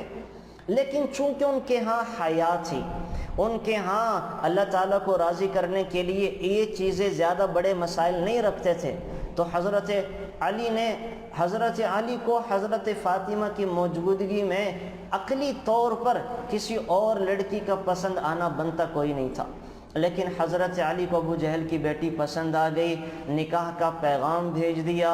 وہ تو اللہ کے نبی نے کسی وجہ سے منع کر دیا کہ ابو جہل تو کافر ہے، اور حضرت علی سے کہا کہ اللہ کے نبی کی بیٹی اور اللہ کے دشمن کی بیٹی ایک گھر میں جمع نہیں ہو سکتی۔ یہ نہیں کہا تھا کہ تم دوسرا نکاح نہیں کر سکتے، دوسری بیوی نہیں لے کے آ سکتے، اس کی وجہ تھی کہ ایک طرف تو اللہ کے نبی ہیں جو ساری دنیا کے اندر اسلام لے کے آنا چاہتے ہیں، ایک طرف اللہ کا سب سے بڑا دشمن ابو جہل ہے، اس کی بیٹی، تو یہ دونوں کے ایک جگہ جمع ہو تو معاملات دین کے حساب سے بگڑ جائیں گے، اس وجہ سے آپ علیہ الصلوۃ والسلام نے منع فرما دیا۔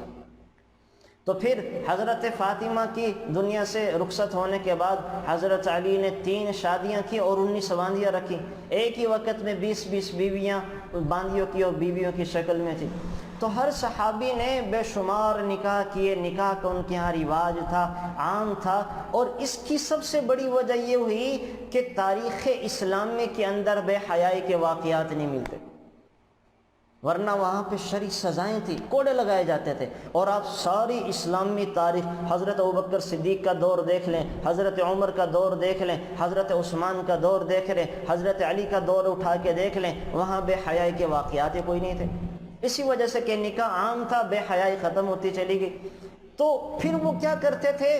وہ جب باحیا ہوئے تو اللہ کے قریب ہوتے چلے گئے، دنیا فتح کرتے چلے گئے، دنیا کے اندر اللہ کا پیغام پرچار کرنے کے لیے وہ پھیلتے گئے، پھولتے گئے، آگے بڑھتے چلے گئے۔ اور اللہ معاف فرمائے، ہمارے معاشرے میں ماں باپ پہلے تو بچوں اور بچیوں کی نگرانی نہیں رکھتے، جب بچے بچیاں بڑے ہو جاتے ہیں اور وہ کہیں خود کسی کو پسند کرنے لگتے ہیں، پھر ان پہ پیرے بٹھا دیتے ہیں، پھر وہاں ان کی برادری آڑے آ جاتی ہے، پھر سٹیٹس آڑے آ جاتا ہے، پھر کہتے ہیں نہیں ہماری برادری اور ذات پات کا فرق ہے۔ لعنت ہے ایسے لوگوں کے اوپر جو ذات پات برادری کے چکروں میں آ کے اپنے بچے بچیوں کی خوشیاں، اور اگر صحیح طرح سے بچے بچیوں انہوں نے کوئی رشتہ دیکھیں، ایک یہ تو غلط ہی ہے کہ بچے بچیاں خود اس طرح سے آزاد ہو کے کام کریں، لیکن اگر نگرانیاں نہیں کی اور بچے بچوں نے خود سے کوئی رشتہ پسند کر لیا، تو ماں باپ اگر اپنی ذات پات ناک کی وجہ سے، سٹیٹس کی وجہ سے بچے بچی کا رشتہ نہیں کرتے، تو عام طور پہ یہ رشتہ نہ کرنا تباہی اور بربادیاں لے کے آتے ہیں۔ بچوں کی جوانی بھی ضائع، ان کا کریئر بھی تباہ، ان کی نوکریاں بھی تباہ، ان کی پڑھائیاں بھی تباہ و برباد۔ میرے پاس روز یہ کیس آتے ہیں، بچے بھی آ کے بتاتے ہیں، بچیاں بھی آ کے بتاتی ہیں کہ ماں باپ نہیں مانتے۔ وہ کیا کرتے ہیں؟ پھر بھاگ جاتے ہیں۔ وہ کیا کرتے ہیں؟ وہ یونیورسٹیوں میں بھی جا کے وہ اپنی جگہوں پہ بھی اسی پروپوگنڈے میں سارا وقت گزار دیتے ہیں کہ ہم کیا کریں، کیسے اپنی زندگی کو بچائیں، کیسے سروائیو کریں، کیسے دوڑ لگا دیں، کیسے بھاگ جائیں۔ تو خدا را ماں باپ سے میری گزارش ہے کہ نگرانی رکھیں۔ اگر اس طرح بچے بچیاں آپس میں وہ ان کا رشتہ طے کرنے جا رہے ہیں تو جوڑ ہے آپس میں، دونوں خوش رہ سکتے ہیں، دونوں ایک دوسرے کو کھلا کے کما کے کھلا پلا سکتے ہیں، تو پھر خدا را ذات پات کا مسئلہ نہ بنائے، پھر برادری کا مسئلہ نہ بنائے، پھر اپنی ایگو کا مسئلہ نہ بنائے، پھر خاندان میں کہ ہماری اماں نہیں مان رہی، دادی نہیں مان رہی، دادا نہیں، ان چیزوں کا مسئلہ نہ بنائے۔ نہ مانے، بچہ بچی کو دیکھیں کہ ان کی زندگی آپ داؤں پہ لگا دیتے ہیں۔ دادا دادی نہیں مان رہے تو نہ مانے، دادا دادی نے تو اپنی زندگی گزار لی، نانا نانی نہیں مان رہے تو نہ مانے، انہوں نے اپنی زندگی گزار لی ہے۔ دیکھیں بچہ بچی کا فائدہ کس کے اندر زیادہ ہے۔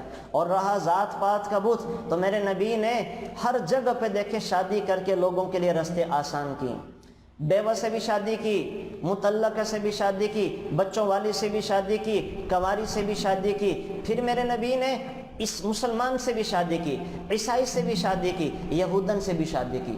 میرے نبی نے اپنی بیٹیاں، ایک بیٹی اپنے خاندان میں دی حضرت فاطمہ، باقی اپنی دوسری بیٹیاں دشمن کے خاندان میں دی ہیں۔ ذات پات کا بھی لحاظ نہیں رکھا، دین کا لحاظ رکھنا چاہیے۔ تو ہمارے یہاں جناب ذات پات کا بت ہی نہیں ٹوٹ پاتا۔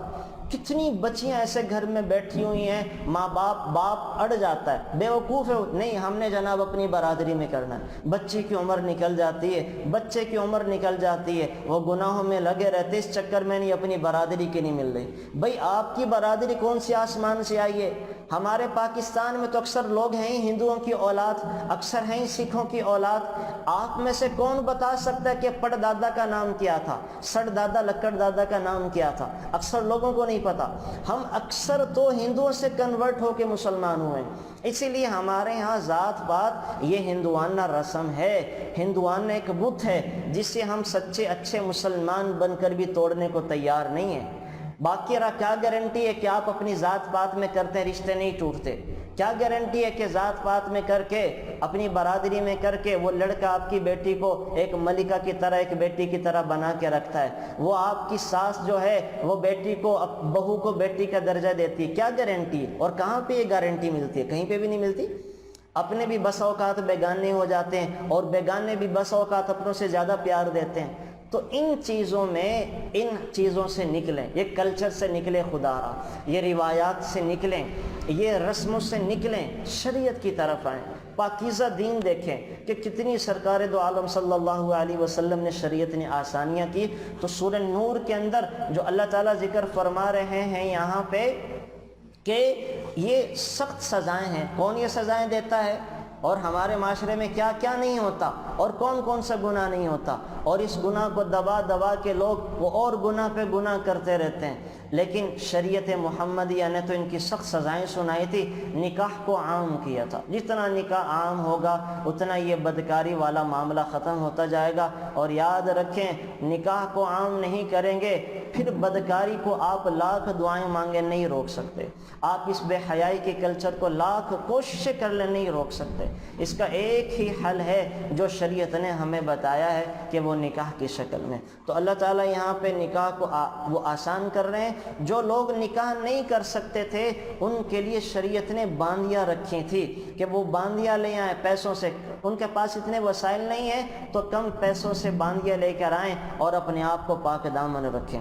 تو بہرحال یہاں پہ جو ہے وہ اسلام نے بہت ساری چیزوں کو وہ بتایا ہے اور بہت سارے احکامات دیے ہیں۔ آگے چل کر جو ہے یہ ذریعہ معاش کے متعلق، زمانہ جاہلیت میں لوگ حرام رستوں سے بھی وہ مال کمایا کرتے تھے، سود کے ذریعے، شراب کے ذریعے اور باندیاں رکھ کر ان کے عزت اور ناموس کے ذریعے۔ عبداللہ بن ابی سلول جیسا چودھری جو اپنے آپ کو مکہ مکرمہ کا چودھری سمجھتا تھا اور جو رسول اللہ صلی اللہ علیہ وسلم کے مدینہ منورہ میں آنے سے پہلے اپنے آپ کو مدینہ منورہ کا بے تاج بادشاہ سمجھتا تھا، اس نے بھی ایسی لونڈیاں پال رکھی تھی جن کی کمائی کھایا کرتا تھا۔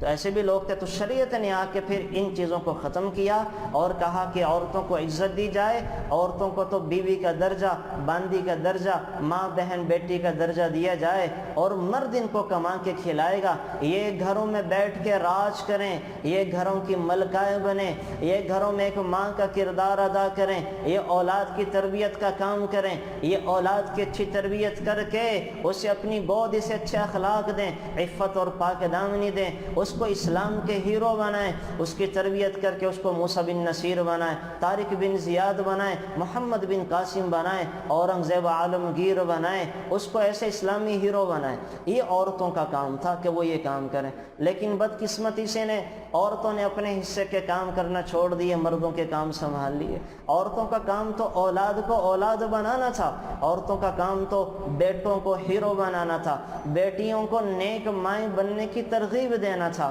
لیکن عورتیں جو ہیں وہ یہ کاموں کو چھوڑ کے اپنے کھانے پکانے میں، کچن میں، نوکریوں کے اندر، پڑھنے پڑھانے میں لگ گئیں۔ اچھا پڑھ کے اچھی ڈاکٹر بن گئی لیکن اچھی ماں نہیں بن سکی، اچھا پڑھ کے اچھی پروفیسر بن گئی لیکن اچھی بیوی نہیں بن سکتی، اچھا پڑھ کے وہ بہت بڑی موٹیویشنل اسپیکر بن گئی لیکن اچھی ساس نہیں بن سکتی۔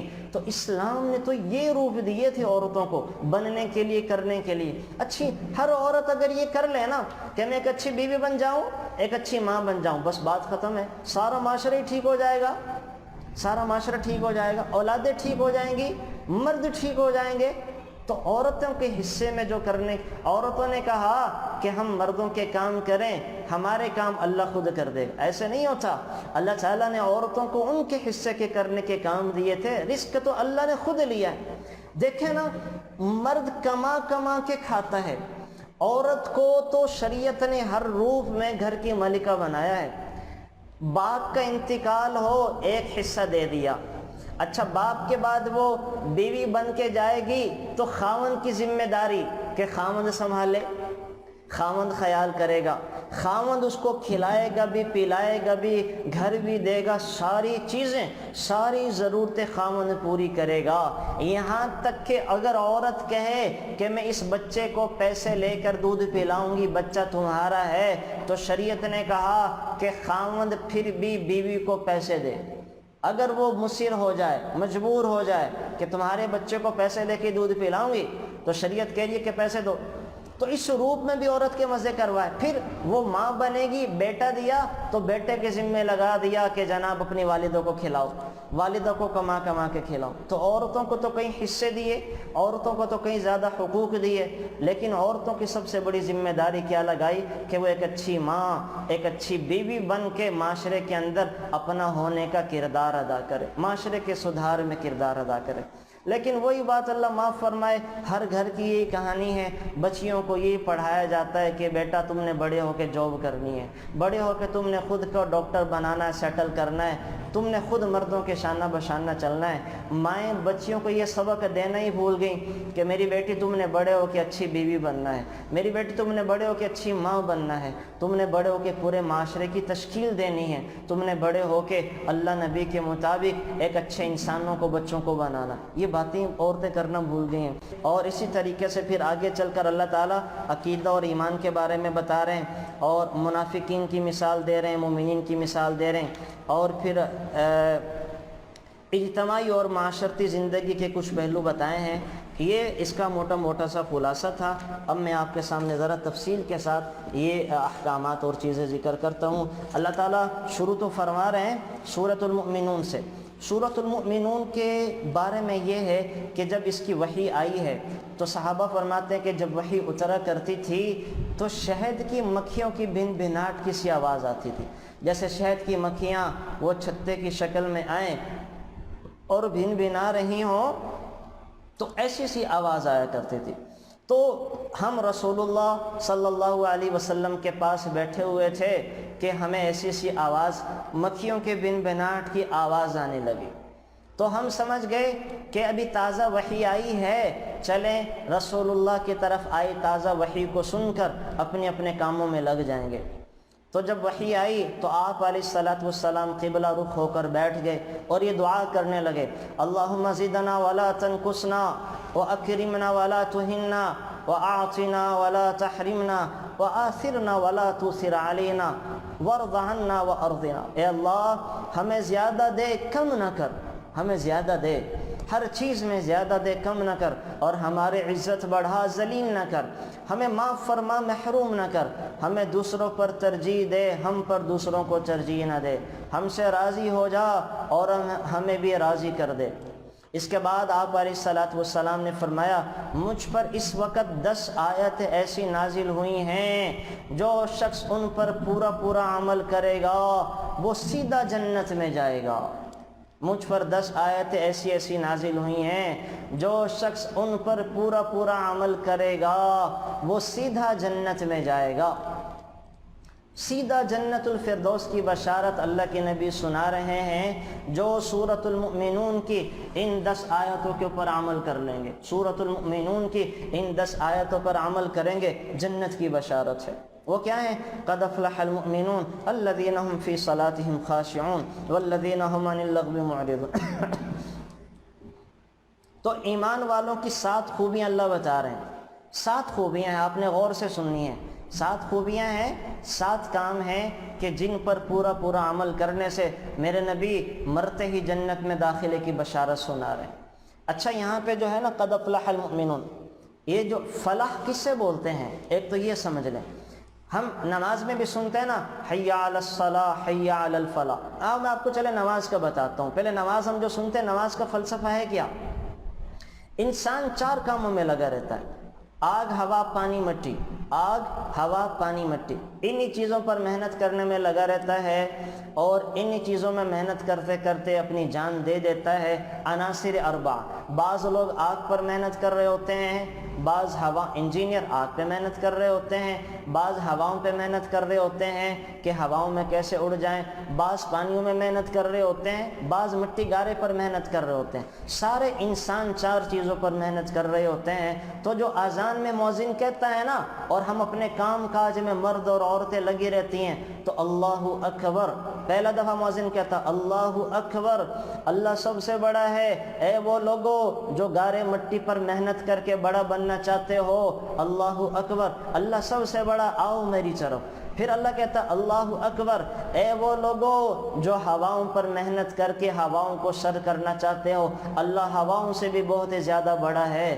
پھر تیسری دفعہ آواز آتی ہے اللہ اکبر، اے وہ لوگو جو پانیوں پر محنت کر کے پانیوں کو فتح کرنا چاہتے ہو، پانیوں کے سینوں کو چیر کر بڑے بڑے جہاز چلانا چاہتے ہو، ان پر محنت کو چھوڑو، آؤ میری طرف، اللہ اکبر، اللہ سب سے بڑا ہے۔ پھر چوتھی دفعہ آواز آتی ہے اللہ اکبر، مٹی پر اللہ کہتے ہیں اے وہ لوگو مستریوں مزدوروں انجینئرز کہ تم مٹی پر محنت کر کے بڑا بننا چاہتے ہو، آؤ میری طرف، میں ان سب سے زیادہ بڑا ہوں۔ تو جتنے بھی لوگ ان 4 کاموں میں لگے ہوتے ہیں اللہ کہتے ہیں ان کو چھوڑ کے میری طرف آؤ، نماز کا وقت ہو گیا، پھر اللہ کہتے ہیں اشہد ان لا الہ الا اللہ، اشہد ان لا الہ الا اللہ، میرے سوا کوئی الہ نہیں ہے، آؤ میری طرف، چھوڑو ان چیزوں کو، آؤ میری طرف۔ پھر کہتے ہیں اللہ اشہد ان محمد الرسول اللہ، دیکھو میرے نبی کے طریقوں میں نجات اور کامیابی ہے، اپنے کام کاج کو چھوڑ کر میرے نبی کے طریقوں کی طرف آ جاؤ۔ پھر اللہ کہتا ہے میرے نبی کے طریقوں میں بڑا کیا ہے، حی علی الصلاۃ، آؤ نماز کی طرف، آؤ نماز پڑھو، نماز کا وقت ہو چکا، آؤ نماز کی طرف، نماز کا وقت ہو چکا۔ پھر انسان کے ذہن میں یہ خیال آتا ہے یا اللہ میں تو آفس میں بیٹھا ہوں، میں اپنے کام کاج کر رہا ہوں، میرے گھر میں تو مہمان آئے ہوئے ہیں، میرے گھر میں تو میری بچی کے رشتہ دار آئے ہوئے ہیں، میرے گھر میں تو میری ہنڈیا چولہے پہ چڑھی ہوئی ہے، اگر میں یہ چھوڑ کر نماز کے لیے آئی، ہنڈیا خراب ہو سکتی ہے، مہمان روٹ سکتے ہیں، گھر والے آئے ہوئے ہیں وہ جا سکتے ہیں، ان کے ساتھ گپ شپ میں کمی آ سکتی ہے۔ آفس والوں کے ذہن میں یا اللہ اگر ہم آفس چھوڑ کر نماز کے لیے آئے تو نقصان ہو سکتا ہے۔ دکاندار کو اللہ وہ کہہ رہا ہوتا ہے یا اللہ کسٹمر آئے ہوئے ہیں، اگر میں گاہکوں کو چھوڑ کر تیری طرف آ گیا تو یا اللہ گاہک واپس جا سکتے ہیں، نقصان ہو سکتا ہے۔ یہ سارے نقصان انسان کے ذہن میں ہوتے ہیں تو اللہ کہتا ہے حی علی الفلاح، آؤ کامیابی کی طرف۔ جو تم اپنی دکان چولہا بند کر کے رشتہ داروں کو چھوڑ کر مصلی پر آ کر مجھے سجدہ کرو گی تو اس میں تمہارا نقصان نہیں ہے، میں اللہ کہہ رہا ہوں کہ تمہیں کامیاب کروں گا، فلاح دوں گا۔ فلاح کا لفظ یہ ہے کہ میں تمہارے دنیا کے کام بھی بناؤں گا، آخرت کے کام بھی بناؤں گا۔ اگر تم دکانیں چھوڑ کے میری طرف آؤ گے، گاہکوں کا بھیجنا میرا کام ہے، دلوں پر میرا قبضہ ہے، میں انہیں تیرے پاس بھیجوں گا۔ اگر تم اپنی ہنڈیا کو کاموں کو چھوڑ کر نماز کے بلانے پر میری طرف آؤ گے تو ذائقے ڈالنا تو میرا کام ہے، میں تمہاری اسی ہنڈیا میں ذائقے ڈال دوں گا، تمہارے خاوند کے دل میں تمہاری محبت ڈال دوں گا، تمہارے بچوں کے دلوں میں تمہاری فرما برداری کا جذبہ اور مادہ ڈال دوں گا کہ تم میری بات کو سن کر میری طرف آتے ہو تو میں سب کو تمہارا بنا دوں گا۔ یہ مطلب ہے فلاح کا کہ میں تمہیں کامیاب کروں گا، تمہاری دنیا کی ضرورتیں بھی پوری کروں گا، آخرت کی ضرورتیں بھی پوری کروں گا۔ تو انسان کے ذہن میں جو دھوکے چل رہے ہوتے ہیں اللہ کے بلانے پر، اللہ سب وسوسوں کو ختم کر کے کہہ رہے ہوتے ہیں کہ فکر نہ کرو، میری طرف آؤ گے تو کامیابی تمہارا مقدر بن جائے گی۔ تو یہ ہے نماز کا فلسفہ، حی علی الفلاح۔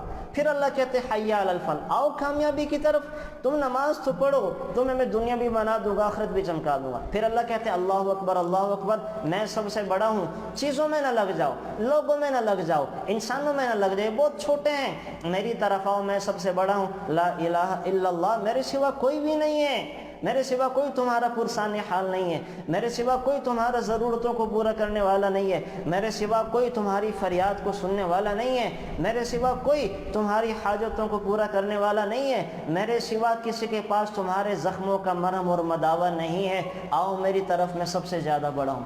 یہ اذان میں مؤذن کہہ رہا ہوتا ہے، جو اللہ مجھے اور آپ کو معاف فرمائے، بدقسمتی سے ہمیں پتہ ہی نہیں کہ مؤذن کیا رہا ہوتا ہے۔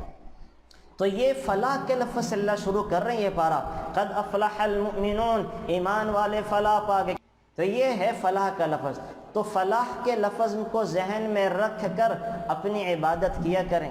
حی علی الفلاح، حی علی الفلاح، آپ کے ذہن میں سارا یہ نقشہ آنا چاہیے کہ اللہ ہمیں کامیابی کی طرف بلا رہا ہے۔ اللہ کہہ رہا ہے کہ اپنے کام کو چھوڑ چھاڑ کر آؤ، میں تمہارے کام میں برکت بھی ڈال دوں گا، دنیا میں عزت بھی دوں گا، آخرت کی ساری عزتیں تمہاری مقدر ہوں گی۔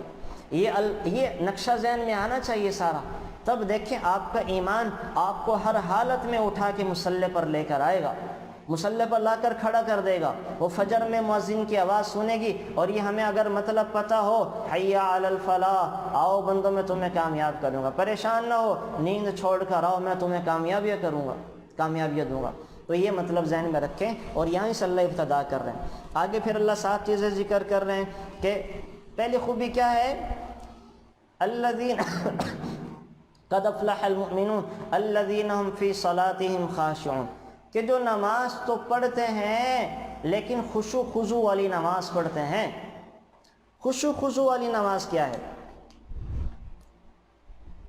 خشوع خضوع والی نماز کہ دو چیزیں ذہن میں رکھیں، ظاہری سکون، باطنی اطمینان، کہ انسان ظاہر میں اپنے کپڑوں سے، بدن سے، بالوں سے، ہاتھوں سے، داڑھی سے نہ کھیل رہا ہو، یہ ظاہری سکون ہے۔ اور باطنی اطمینان کے دل میں وسوسے نہ لے کر آئے، وسوسے آئیں ان کو دور کر دے۔ نماز میں ہیں، نماز میں وسوسے آتے ہیں، ساری بھولی ہوئی باتیں نماز میں یاد آتی ہیں، سارے کام نماز میں یاد آتے ہیں، اور کھانے پکانوں کی ترکیبیں نمازوں میں یاد آ رہی ہوتی ہیں، نئی نئی ڈشیں بنانے کی ترکیبیں نمازوں میں یاد آ رہی ہوتی ہیں۔ تو اگر آ بھی جائیں تو ان کو جھٹک دیں، جھٹک دیں۔ کوئی آنا برا نہیں ہے، لانا برا ہے۔ یاد رکھیں، وسوسوں کا آنا برا نہیں ہے، وسوسوں کا لانا برا ہے۔ وسوسوں کا آنا تو عین ایمان ہے۔ صحابہ نے بھی کہا یا رسول اللہ وسوسے آتے ہیں، ایسے ایسے خیالات کے بات بتانا پسند نہیں کرتے، تو اللہ کے نبی نے کہا ذالک محض الایمان، یہ تو کامل ایمان کی علامت ہے کہ چور وہیں آتا ہے جہاں پہ خزانہ ہوتا ہے، جہاں خزانہ ہی نہ ہو چور وہاں کہاں پہ آئے گا۔ تو وسوسے آتے ہیں، ہر ایک کو آتے ہیں۔ تو ایک ہے وسوسوں کا آنا اور ایک ہے وسوسوں کا لانا، وسوسوں کا لانا۔ وسوسوں کا آنا برا نہیں ہے، وسوسوں کا لانا برا ہے۔ وسوسہ آ گیا، آپ جھٹک دیں، خیال کو وہاں نہ لے کر جائیں۔ کیا کریں؟ الفاظ کی طرف توجہ کریں، معانی کی طرف توجہ کریں۔ یہ سوچیں کہ ہم کس کے سامنے کھڑے ہیں، وسوسوں کو جھٹک دیں تو انشاءاللہ وسوسے ختم ہونا شروع ہو جائیں گے، نماز میں خشوع خضوع پیدا ہو جائے گا۔ دو چیزوں کا نام خشوع خضوع ہے، اور یہ انسان کے اختیار میں ہے، اس کے بس کے اندر ہے۔ کہ دیکھیں ظاہری طور پہ تو اپنے ہاتھوں سے نہ کھیلیں، مکھی مچھر آ جائیں تو بار بار نہ اڑائیں، بار بار کپڑوں سے نہ کھیلیں، اپنے داڑھی کے یا اپنے بالوں سے نہ کھیلیں۔ تو ظاہری سکون تو ہمارے اختیار میں ہے کہ ہم ہاتھوں کا استعمال نہ کریں، نظروں کو دائیں بائیں نہ دوڑائیں۔ باقی رہا باطنی، تو دل میں اگر وسوسے آئیں تو آنے کے اوپر گناہ نہیں ہے، لانے پر گناہ ہے۔ کیا آپ نے خود سوچنا شروع کر دیا کہ آج کیا پکانا ہے، کیا بنانا ہے، اور جناب گھر میں کیا کیا پڑا ہوا، ساری فریج نماز میں آپ نے کھول کے دیکھ لی کہ فریج میں کتنا وہ سامان ہے، کتنی مرچیں، ادرک، لہسن ہے، کتنا نہیں ہے، اور نماز ہی میں بچوں کو بھی آواز دے رہی ہیں کہ بیٹا آؤ بازار سے یہ لے آؤ، اور فوراً سلام پھیرتے بیٹا بات سنو بازار سے جا کے یہ لے آؤ۔ تو یہ تو آپ نے نماز ہی میں ساری کھچڑی اور ساری ہنڈیاں بنا لی ہے۔ تو یہ تو وسوسوں والی نماز ہو گئی، تو وہی نماز ہو گئی جو ایک امام صاحب نے عصر کی 4 رکعتیں پڑھانے کے بجائے 3 پڑھا دیں۔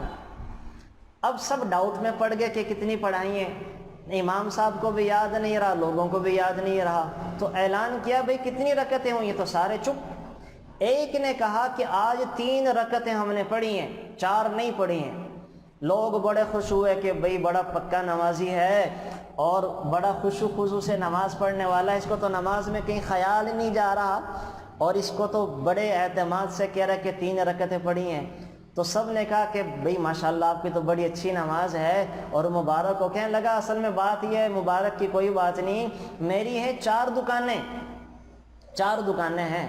میں جب عصر کی نماز پڑھنے آتا تھا تو ہر رکعت میں 1 دکان کا حساب کرتا تھا، ہر رکعت میں 1 دکان کا حساب، آج کتنے گاہک آئے، کتنے پیسے بنے اور کتنے پیسے ہو گئے، تو ہر رکعت میں 1 دکان کا حساب کرتا تھا۔ آج میری 3 ہی دکانوں کا حساب ہوا ہے، چوتھی کا نہیں ہوا۔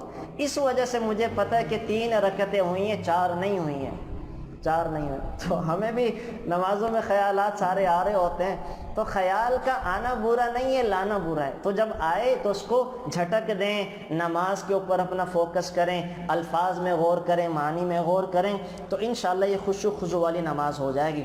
آپ علیہ السلام نے فرمایا اللہ تعالیٰ نماز کے وقت اپنے بندے کی طرف متوجہ ہوتے ہیں، جب تک وہ اللہ کی طرف متوجہ ہوتا ہے اللہ بھی متوجہ رہتے ہیں، اور جب بندہ وہ کہیں دائیں بائیں دیکھنا شروع کر دے اللہ بھی اپنے نظر کرم کو پھیر لیتے ہیں۔ کتنی بڑی بات ہے کہ ہم نماز پڑھ رہے ہیں اور اللہ ہمیں دیکھ رہے ہیں، ہماری طرف متوجہ، کس وقت تک؟ جب تک ہماری توجہ کہیں اور نہیں جاتی، اور جس وقت ہماری توجہ کہیں اور چلی گئی اللہ اپنی توجہ کو ہٹا لیتے ہیں، اللہ اپنی توجہ کو پھیر لیتے ہیں۔ تو بس یہ خیال کر کے نماز پڑھیں کہ جب تک میں متوجہ ہوں اللہ بھی مجھے رہے ہیں، نگرانی کر رہے ہیں۔ اور جس وقت میں نے نظر دائیں سے اوپر دیکھنا شروع کر دیا، نظر دائیں بائیں پھیرنا شروع کر دیں اور اپنے دماغ کو دائیں بائیں لے گیا تو بس اللہ کی توجہ ختم۔ اب ہماری نماز میں اٹھک بیٹھک ہی باقی رہ گئی ہے۔ آپ علیہ الصلوۃ والسلام نے فرمایا کہ حضرت انس کو حکم دیا کہ اپنی نگاہ اس جگہ پر رکھو جس جگہ سجدہ کرتے ہو اور نماز میں دائیں بائیں توجہ نہ کرو۔ تو ہم جب کھڑے ہوں قیام میں تو ہماری نگاہیں سجدے کی جگہ پہ ہونی چاہیے، اس سے خشوع خضوع پیدا ہوگا۔ جب رکوع میں جائیں تو اپنے پاؤں پر ہماری نگاہیں ہونی چاہیے، اس سے نماز میں فوکس ہوگا۔ سجدے میں جائیں تو سجدے کے اندر ہماری آنکھوں کی جگہ پر ہی، ناک کی جگہ پر ہماری نگاہیں ہونی چاہیے۔ اتحیات میں بیٹھے تو گود پر ہماری نگاہیں ہونی چاہیے، ہم اپنی گود میں دیکھتے رہیں، جھولی میں دیکھتے رہیں۔ تو جو ان چیزوں کا اہتمام کرے گا انشاءاللہ اس کا نماز میں فوکس رہے گا، نماز میں توجہ رہے گی۔ اور آپ علیہ الصلوۃ والسلام نے فرمایا ایک آدمی کو دیکھا نماز میں داڑھی سے کھیل رہا تھا، تو حضور نے فرمایا لو خشع قلب ھذا لخشعت الجوارح، اگر اس آدمی کے دل میں خشوع ہوتا تو اس کے اعضاء میں بھی سکون ہوتا۔ جو لوگ نمازوں میں ہاتھوں سے کھیل رہے ہوتے ہیں نا، کپڑوں سے، ہاتھوں سے، تو اس کا مطلب ہے کہ دل میں خشوع اور خوف نہیں ہے۔ اگر خوف خدا ہوتا تو اپنے ہاتھوں کو نماز میں استعمال نہ کر رہا ہوتا، ہاتھوں سے نہ کھیل رہا ہوتا ہے، داڑھی سے نہ کھیل رہا ہوتا ہے۔ اور آپ علیہ الصلوۃ والسلام نے فرمایا سب سے پہلے جو چیز اس امت سے اٹھ جائے گی یعنی ختم کر دی جائے گی وہ خشوع ہے، وہ نماز میں خشوع ہوگا، یہاں تک کہ پوری قوم میں کوئی بھی خشوع سے نماز پڑھنے والا نہیں ہوگا۔ سب سے پہلے اللہ امت محمدیہ سے نماز کا خشوع اور خضوع اٹھا لیں گے۔ تو ہمیں غور کرنا چاہیے کہیں وہ بد نصیب لوگ ہم تو نہیں ہیں کہ جن سے اس کام کی ابتدا ہو رہی ہے، تو ہمیں تو بد نصیبوں میں نہیں بننا ہے، ہم نے تو انشاءاللہ وہ اللہ تعالیٰ کے مقربین میں بننا ہے۔ تو نماز میں خشوع خضوع پیدا کریں انشاءاللہ۔ جب ہم عید کے بعد اپنی ورک شاپ شروع کریں گے نا تو میں آپ کو نماز کا فلسفہ، نماز کے خشوع خضوع کے حوالے سے یہ پوری چیزیں میں نے 2 مہینے اس پر 2 مہینے لگے مسجد میں ذکر کرتے کرتے، نماز سے ریلیٹڈ چیزیں، احکامات، خشوع خضوع کا طریقہ اور ترکیبیں۔ تو یہ ایک لمبا ٹاپک ہے، اب تو ذکر نہیں کیا جا سکتا، تو اس کے اندر بہت سارے اقوال ہیں، بہت ساری باتیں ہیں، بہت سارے اس کے اندر فلسفہ بھی ہے پورا۔ تو انشاءاللہ جب ہم عید کے بعد اپنی یہ ہر ہفتہ واری ورک شاپ کا اہتمام کریں گے اس میں یہ چیزیں میں تفصیل کے ساتھ وہ ذکر کر دوں گا۔ تو ایک خوبی نماز کی ہے۔ نمبر 2 وہ سب زکوٰۃ دینے والے ہیں، ایمان والے زکوٰۃ دیتے ہیں۔ زکوٰۃ اللہ تعالیٰ نے 700 دفعہ زکوٰۃ کا حکم دیا ہے، 700 دفعہ۔ ابھی میرے پاس ایک میسیج آیا کسی خاتون کا کہ ایک خاتون کہنے لگی کہ میرے پاس 2 تولہ سونا ہے تو کیا میں زکوٰۃ لے سکتی ہوں؟ اب یہ لے نہیں، ان کے اوپر تو دینا واجب ہے۔ ان کے جس کے پاس 71,000 روپے کی مالیت کا سونا، چاندی، نقدی، 3 کپڑوں سے زائد کپڑے، 3 جوتیوں سے زائد جوتیاں، گھر میں آرٹیفیشل سامان، ٹیلی ویژن، VCR اور LED اور جناب اسی طرح سے آرٹیفیشل چیزیں، یہ اگر مل کر 72,000 تک بن جائیں تو ایسی عورت اور مرد کو زکوٰۃ نہیں دے سکتے۔ وہ تو فقیر والی کیٹیگری سے نکل گئی، زکوٰۃ تو فقیر اور مسکین کو دیتے ہیں۔ اب دیکھیں یہ تو اکثروں کے پاس ہوتا ہے۔ تو یہ خاتون کہہ رہی کہ میرے پاس 2 تولے سونا ہے اور مجھے نہ کسی نے زکوٰۃ کے پیسے دیے، میں رکھ سکتی ہوں؟ تو اس کے اوپر تو خود زکوٰۃ فرض ہے، وہ تو خود زکوٰۃ دے گی، نہ کہ زکوٰۃ لے۔ تو ہم کتنے ایسے وہ کر لیتے ہیں۔ تو ایک چیز تو یہ سمجھیں کہ زکوٰۃ اللہ تعالیٰ نے قرآن کریم میں اشارتاً، صراحتاً، کنایتاً 700 دفعہ ذکر کیا ہے۔ اللہ کا تو 1 دفعہ بول دینا کافی تھا، اللہ تعالیٰ نے ہمیں سمجھانے کے لیے 700 دفعہ تک ذکر کیا، 700 دفعہ تک زکوٰۃ کے بارے میں۔ تو زکوٰۃ کے بارے میں جو ہے والذین یکنزون الذھب والفضة ولا ينفقونها فی سبیل اللہ فبشرهم بعذاب علیم، جن لوگوں کے پاس سونا چاندی ہے اپنے مالوں کی زکوٰۃ نہیں دیتے، تیار رہیں قیامت کے دن ان کے سونا چاندی کو آگ کے کوڑے بنا کے ان کی پیٹھوں کو داغا جائے گا، پیشانی کو داغا جائے گا، منہ کو داغا جائے گا، اور کہا جائے گا ھذا ما کنزتم لانفسکم فذوقوا ما کنتم تکنزون، یہ وہ مال تھا جسے تم جوڑ جوڑ کے تو رکھتے تھے حج کے لیے، بیٹیوں کے زیور کے لیے، بیٹیوں کی شادی کی تیاری کے لیے، اپنا مکان بنانے کے لیے، لیکن زکوٰۃ نہیں دیتے تھے۔ ھذا ما کنزتم، چکھو اب اس مال کا ذائقہ عذاب کی شکل میں چکھو۔ ایک ایک گنجا سانپ لایا جائے گا جو جبڑا پکڑ کے اس کو کھینچے گا اور ڈنگ مارے گا اور کہے گا انا کنزک انا مالک، میں تیرا خزانہ ہوں، میں تیرا مال ہوں جسے تو سنبھال کے رکھتا تھا، اللہ کے راستے میں زکوٰۃ نہیں دیتا تھا، اب اس مال کو جمع کرنے کا مزہ چکھ۔ تو بڑی سخت قسم کی وعیدیں ہیں، بڑی سخت قسم کی ڈانٹ ہے جو شریعت نے زکوٰۃ نہ دینے والوں کو پلائی ہے۔ تو ایمان والوں کی خوبی بتا رہے ہیں، اور زکوٰۃ نہ دینے والا تو ایمان والوں کی خوبی سے نکل گیا، بخیلوں میں داخل ہو گیا۔ اور بخیل کے بارے میں اللہ کیا کہہ رہے ہیں؟ بخیل آدمی اللہ سے بھی دور ہے، جنت سے بھی دور ہے، فرشتوں سے بھی دور ہے، لوگوں سے بھی دور ہے، جہنم کے قریب ہے، جہنم کے قریب۔ تو زکوٰۃ ادا کرنے کا اہتمام کریں۔ زکوٰۃ کس پر فرض ہے؟ میں آج آپ کو پھر موٹا سا قاعدہ بتا دوں کہ دیکھیں، جس شخص کے پاس یہ پانچ چیزیں ہوں، سونا، چاندی، نقدی، مال تجارت، اور وہ پیسے جو لوگوں سے لینے ہیں، غور سے سمجھ لیں، تھوڑا سا سونا ہے، تھوڑی سی چاندی ہے، تھوڑے سے انویسٹمنٹ کی ہوئی ہے، تھوڑی سا کیش ہے، اور وہ پیسے جو لوگوں سے لینے ہیں، یہ پانچ چیزیں ملا کر اگر کسی کے پاس ہے 52.5 تولہ چاندی کی قیمت کو، جو کہ آج کل 72,000 بنتی ہے، اگر پہنچ جاتے ہیں تو ایسی مرد عورت کے اوپر زکوٰۃ فرض ہے۔ نہیں بنتے تو زکوٰۃ فرض نہیں ہے۔ مثلاً اب اس کی مثال لے لیں، گھر میں ایک بچی ہے،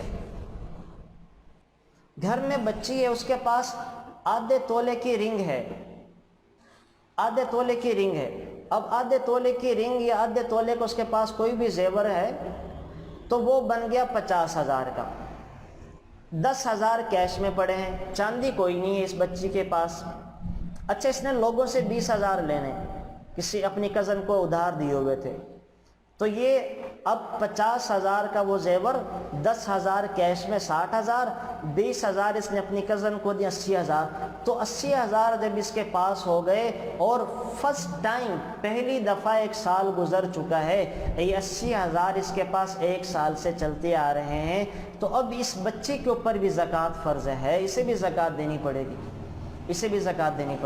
میں زکوٰۃ کی مسائل انشاءاللہ پھر کبھی ذکر کر دوں گا، یہ بات بڑھ جائے گی۔ مجھے آپ کو واقعہ افک بھی سنانا ہے جو اس ساری صورت کا اہم خلاصہ اور جان ہے۔ تو یہ دوسری صفت تھی، زکوٰۃ دینے والے ہیں۔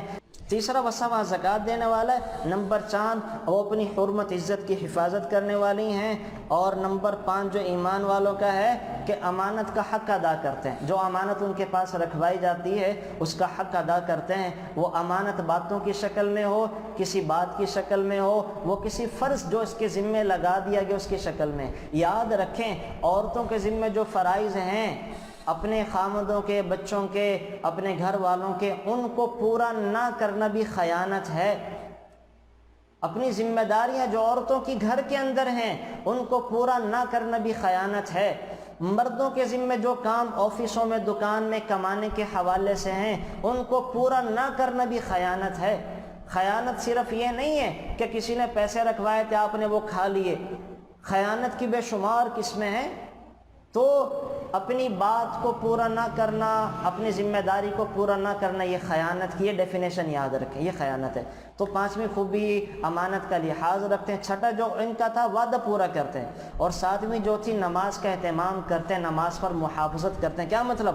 اللہ جب بلاتا ہے تو سارے کاموں کو چھوڑ چھاڑ کے آ جاتے ہیں، وہ وقت گزارتے نہیں ہیں، آخری وقت میں نماز نہیں پڑھتے بلکہ شروع وقت میں نماز پڑھنے کا اہتمام کرتے ہیں۔ یہاں پہ اللہ نے یہ ذکر کیا، پھر آگے چل کر اللہ تعالیٰ نے انسانی مراحل کو ذکر کیا کہ کیسے انسان 7 مرحلوں سے گزر کر انسان بنتا ہے، کہ پہلے انسان جو ہے وہ مٹی کا خلاصہ تھا، پھر اللہ نے مٹی کے خلاصے سے نطفہ بنایا، پھر نطفے سے علقہ بنایا، پھر علقہ سے مضغہ بنایا، پھر مضغہ سے اس کے اوپر ہڈیاں چڑھائی، پھر چھٹے دور میں ہڈیوں پر گوشت چڑھایا، اور ساتویں دور میں اس کے اوپر اللہ نے اپنی روح کو پھونک دیا۔ یہ 7 مراحل سے گزر کے انسان بنتا ہے۔ پھر آگے چل کر اللہ تعالیٰ نے پانی کو چلانے کا عجیب نظام بتایا کہ اللہ تعالیٰ آسمان سے پانی کس طرح برساتے ہیں، جتنی ضرورت ہے اتنا برساتے ہیں۔ اگر اللہ زیادہ برسا دیں تو ہمارے ہاں زمین پر سیلاب آ جائے۔ اللہ کا کیا خوبصورت، خدا کی قسم نظام ہے۔ اللہ نے یہ دیکھیں، جو پہاڑی علاقے ہیں، برفانی علاقے، ان کو ہمارے لیے فریزر بنا دیا، سٹور بنا دیا۔ سردیوں میں یہاں پہ برف جمع کرتے ہیں اور ان جگہوں کو ایسے اوپر رکھا ہے۔ یہ ہمارے پہاڑی علاقے ایسے اوپر، ہم نیچے رہتے ہیں۔ اگر وہ اوپر ہوتے ہم نیچے، ہم ڈوب جاتے۔ اللہ نے ان کو اوپر رکھا ہے، ایسے سٹور بنا دیا۔ اللہ وہاں پہ برس سردیوں میں ہمارے لیے برف کو سٹور کرتے کرتے کرتے گرمیوں میں پانی کی ضرورت زیادہ پڑتی ہے تو اللہ تعالیٰ وہ اس کو پگھلا پگھلا کے ہم تک پہنچاتے رہتے ہیں۔ پھر سمندر کے اندر سارا پانی جمع ہوتا نمکین، اللہ ہمیں کہتے ہیں کہ اپنے اپنے حصے کا ٹینکر بھر کے لاؤ اور اس کو میٹھا کرو، ساری زندگی اسی میں گزر جاتی، اس کو کیمیکل کو نمکیات نکالنے میں۔ اللہ بارش کے وہ نمکین پانی اٹھا کے وہ وہاں برفانی علاقوں میں پہنچا دیتا ہے، وہاں سے زمین کی رگوں کے ذریعے ہمارے گھروں میں پہنچا دیتا ہے۔ اللہ اکبر! تو کیا اللہ کا نظام ہے، اس کے اوپر بھی بات کرنے کی کافی زیادہ ضرورت ہے۔ انشاءاللہ یہ بھی آپ کو پھر کبھی میں سناؤں گا کہ اللہ تعالیٰ کس طرح ایک ایک چھوٹی چھوٹی کالی بدلی میں لاکھوں ٹن پانی جمع کر کے ہمیں پہنچاتے ہیں۔ ٹائم ہو گیا اصل میں میرا، تو آپ کو وہ واقعہ افک سنانا ہے، وہ میں آپ کو 10-12 منٹ آپ کے مزید لے لوں گا۔ یہ ساری چیزوں کو وائنڈ اپ کر کے اس کی طرف چلتے ہیں۔ آگے چل کر اللہ تعالیٰ نے یہ سزائیں بھی بہرحال رہ گئی ہیں، وہ لیعان کی اور حد قذف کی۔ حضرت عائشہ صدیقہ رضی اللہ تعالی عنہ کے واقعے کی طرف آتے ہیں ہم نا، اس کو ذکر کر دیں، باقی انشاءاللہ وہ پھر چیزیں ذکر کر دیں گے۔ اصل میں حضرت عائشہ صدیقہ رضی اللہ تعالی عنہ رسول اللہ صلی اللہ علیہ وسلم کے دشمنوں نے آپ علیہ السلام کے خلاف اپنی ساری تدبیریں صرف کر ڈالنے کی کوشش کی، اپنی ہر تدبیر کو اختیار کرنے کی کوشش کی، ہر تدبیر کو اختیار کرنا چاہا، اور آپ علیہ السلام کو ایذا پہنچانے کی جو صورتیں کسی کے ذہن میں آ سکتی تھی وہ سبھی جمع کی گئیں۔ کفار کی طرف سے جو ایذائیں آپ کو پہنچی ہیں ان میں شاید یہ سب سے آخری اور سخت روحانی اذیت تھی کہ ازواج مطہرات میں سے جو سب سے زیادہ عالمہ فاضلہ اور مقدس ترین ام المؤمنین حضرت عائشہ صدیقہ تھی، ان پر یہ عبداللہ بن ابی منافق نے حضرت صفوان بن معطل جیسے مقدس صحابی کے ساتھ تہمت لگا دی۔ یہ سب سے زیادہ سخت اذیت میرے نبی کو پہنچائی گئی اس بڑی عمر میں، بڑھاپے کی عمر میں، کہ عبداللہ بن ابی جیسا منافق سب سے لاڈلی چہیتی پاک دامن پاکیزہ ابوبکر کی بیٹی، ان کے بارے میں یہ تہمت لگا دی، اور منافقین نے طرح طرح کے رنگ دے کے اس کو پھیلایا۔ اس میں سب سے زیادہ رنج کی یہ بات تھی کہ چند سیدھے سادے مسلمان بھی اس کا سازش کا شکار ہو گئے، اور بغیر دلیل کے انہوں نے بھی بات کرنا شروع کر دی، اور آپ علیہ السلام اور خود حضرت ام المؤمنین حضرت عائشہ صدیقہ کو جو روحانی تکلیف پہنچی، اللہ تعالیٰ نے اس کے ازالہ اور حضرت صدیقہ کی برات کے لیے آسمان سے وحی اتاری اور 2 رکوع میں اس کو اتارا۔ میں نے عرض کیا تھا نا کہ اصل میں اللہ تعالیٰ نے جب کسی بھی ہستی کے اوپر تہمت لگی ہے تو بچوں سے گواہیاں دلوا دی۔ حضرت مریم پہ لگی، بچے نے گواہی دے دی، حضرت یوسف پہ لگی، بچے نے گواہی دے دی، حضرت جریج پہ لگی، بچے نے گواہی دے دی، لیکن حضرت عائشہ صدیقہ کی جب باری آئی تو اللہ کہہ رہے ہیں کہ میں زمین والوں کی گواہی نہیں دلواتا، میں اللہ خود آسمان سے گواہیاں دیتا ہوں، میں خود آسمان سے ہی۔ تو حضرت عائشہ کا اصل میں واقعہ افک نے حضرت عائشہ صدیقہ کی عفت و تقدس کے ساتھ ان کی اعلیٰ عقل و فہم کے کمالات کو بھی روشن کر دیا۔ اس میں جتنی باتیں تھیں ساری کی ساری وہ امت کے سامنے آ گئیں، اور یہ ہوا کیا تھا واقعہ، یہ میں آپ کو اب جو ہے وہ ذرا تفصیل کے ساتھ سنا دیتا ہوں۔ ہوا یہ تھا کہ غزوہ بنی مستلق، جس کو غزوہ مریثہ بھی کہتے ہیں، سن 6 ہجری میں پیش آیا تو امہات المؤمنین حضرت عائشہ صدیقہ رضی اللہ تعالیٰ عنہ حضور کے ساتھ تھیں۔ حضرت عائشہ کا اونٹ جس پر ان کا ہودج تھا، ہودج وہ آپ نے دیکھا ہوگا، اونٹ کے اوپر وہ ایک ڈولی سی رکھ دیا کرتے تھے جس پہ پردہ لگا ہوتا تھا، اسے ہودج کہا جاتا ہے۔ تو حضرت عائشہ کا ہودج تھا، اور اس وقت چونکہ پردے کے احکام بھی نازل ہو چکے تھے تو معمول یہ تھا کہ حضرت عائشہ صدیقہ رضی اللہ تعالی عنہ اپنے ہودج میں سوار ہو جاتی، پھر لوگ اس ہودج کو اٹھا کے اونٹ پر رکھ دیتے تھے۔ تو غزوہ سے فراغت اور مدینہ منورہ کی واپسی کے وقت میں یہ قصہ پیش آیا کہ ایک منزل پر کافرہ ٹھہرا۔ آخری شب میں کوچ سے پہلے اعلان کیا گیا کہ قافلہ روانہ ہونے والا ہے، تاکہ لوگ اپنی اپنی ضرورتوں سے فارغ ہو کر تیار ہو جائیں۔ حضرت عائشہ صدیقہ رضی اللہ تعالی عنہ کو بھی قضاء حاجت کی ضرورت تھی، وہ بھی فراغت کے لیے جنگل کی طرف چلی گئیں۔ وہاں اتفاق سے ان کا ہار ٹوٹ گیا، ہار کو تلاش کرنے میں دیر لگ گئی۔ جب واپس اپنی جگہ پر پہنچی تو دیکھا کہ قافلہ روانہ ہو چکا تھا۔ ان کے اونٹ کا قصہ یہ ہوا، جب کوچ ہونے لگا تو عادت کے مطابق حضرت عائشہ صدیقہ کا ہودج یہ سمجھ کر اونٹ پر سوار کر دیا گیا کہ حضرت عائشہ اس میں موجود ہیں۔ اٹھاتے وقت بھی کچھ شبہ نہیں ہوا کہ حضرت عائشہ صدیقہ کی عمر بھی کم تھی اور بدن بھی کمزور تھا، کسی کو یہ اندازہ نہیں ہوا کہ ہودج خالی ہے، چنانچہ اونٹ کو ہنکا دیا گیا۔ اب حضرت عائشہ صدیقہ تو گئی تھی قضاء حاجت کے لیے، وہاں ہار کی تلاش میں دیر لگ گئی۔ حضرت عائشہ صدیقہ اپنی جگہ واپس آ کر قافلے کو جب نہ پایا تو بڑی دانش مندی اور عقل سے کام لیا کہ قافلے کے پیچھے دوڑنے یا ادھر ادھر تلاش کرنے کے بجائے اپنی چادر اوڑھ کر بیٹھ گئیں، اور خیال کیا کہ رسول اللہ صلی اللہ علیہ وسلم اور آپ کے جب ساتھیوں کو پتہ چلے گا کہ میں ہودج میں نہیں ہوں تو مجھے تلاش کرنے کے لیے کسی کو بھیجیں گے، اگر میں ادھر ادھر چلی گئی تو ان کو تلاش میں مشکل پیش آئے گی۔ اسی لیے حضرت عائشہ نے عقل مندی کا ثبوت کرتے ہوئے وہیں بیٹھ کے وہ لیٹ گئیں۔ رات کا آخری وقت تھا، نیند کا غلبہ تھا، وہیں آنکھ لگ گئی۔ دوسری طرف اللہ تعالیٰ نے یہ کیا کہ حضرت صفوان بن معطل، یہ صحابی تھے، ان کی ڈیوٹی لگی تھی کہ یہ پیچھے آیا کریں۔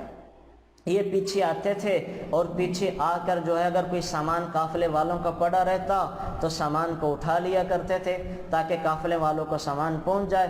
تو یہ پیچھے آیا کرتے، ان کی ڈیوٹی تھی کہ قافلہ چلا جائے تو پیچھے سے آیا کریں۔ یہ پیچھے سے آئے تو جب یہ حضرت عائشہ کے قریب پہنچے ہیں تو انہوں نے دیکھا کہ کوئی سویا ہوا ہے تو انہوں نے جو ہے وہ حضرت عائشہ کو دیکھا ہوا تھا پردے کے احکامات کے نازل ہونے سے پہلے، تو جب دیکھا کہ عائشہ ہیں تو زبان سے نکلا انا للہ و انا الیہ راجعون، یہ کلمہ حضرت عائشہ صدیقہ کے کان میں پڑا تو آنکھ کھل گئی اور فوراً اپنے چہرے کو ڈھانپ لیا۔ حضرت صفوان نے اپنا اونٹ قریب لا کر بٹھایا، عائشہ صدیقہ کو اس پر سوار کیا اور خود اونٹ کی نکیل پکڑ کر پیدل چلنے لگے، یہاں تک کہ قافلہ تک پہنچ گئے۔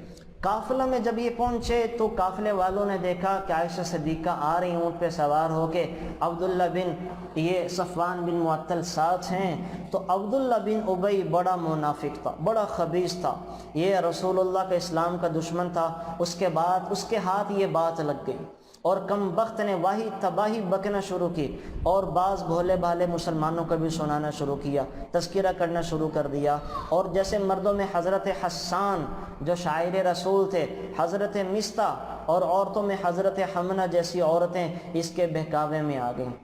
جب اس منافق کے بہتان کا چرچا ہوا تو رسول اللہ صلی اللہ علیہ وسلم کو یہ بڑا صدمہ پہنچا کہ آپ علیہ السلام تک بھی یہ باتیں پہنچ گئی کہ اس منافق نے میری بیوی کے اوپر تہمت لگا دی۔ حضرت عائشہ کو تو اتنا صدمہ پہنچا کہ ظاہر ہے کہ عام مسلمانوں کو بھی اس سے سن رزم ہوا۔ 1 مہینہ تک یہ قصہ چلتا رہا، یہ افواہیں چلتی رہیں۔ آخر کار اللہ تعالیٰ نے پھر حضرت عائشہ صدیقہ کے بارے میں برات اتاری، یہ قصہ چلتا رہا۔ میں نے عرض کیا کہ منافقین نے اس کو کئی رنگ دیے، اور آپ علیہ السلام کو تو تہمت پہنچانے کے اندر انہوں نے کوئی کسر نہیں چھوڑی، طرح طرح سے تکلیفیں دینے لگے۔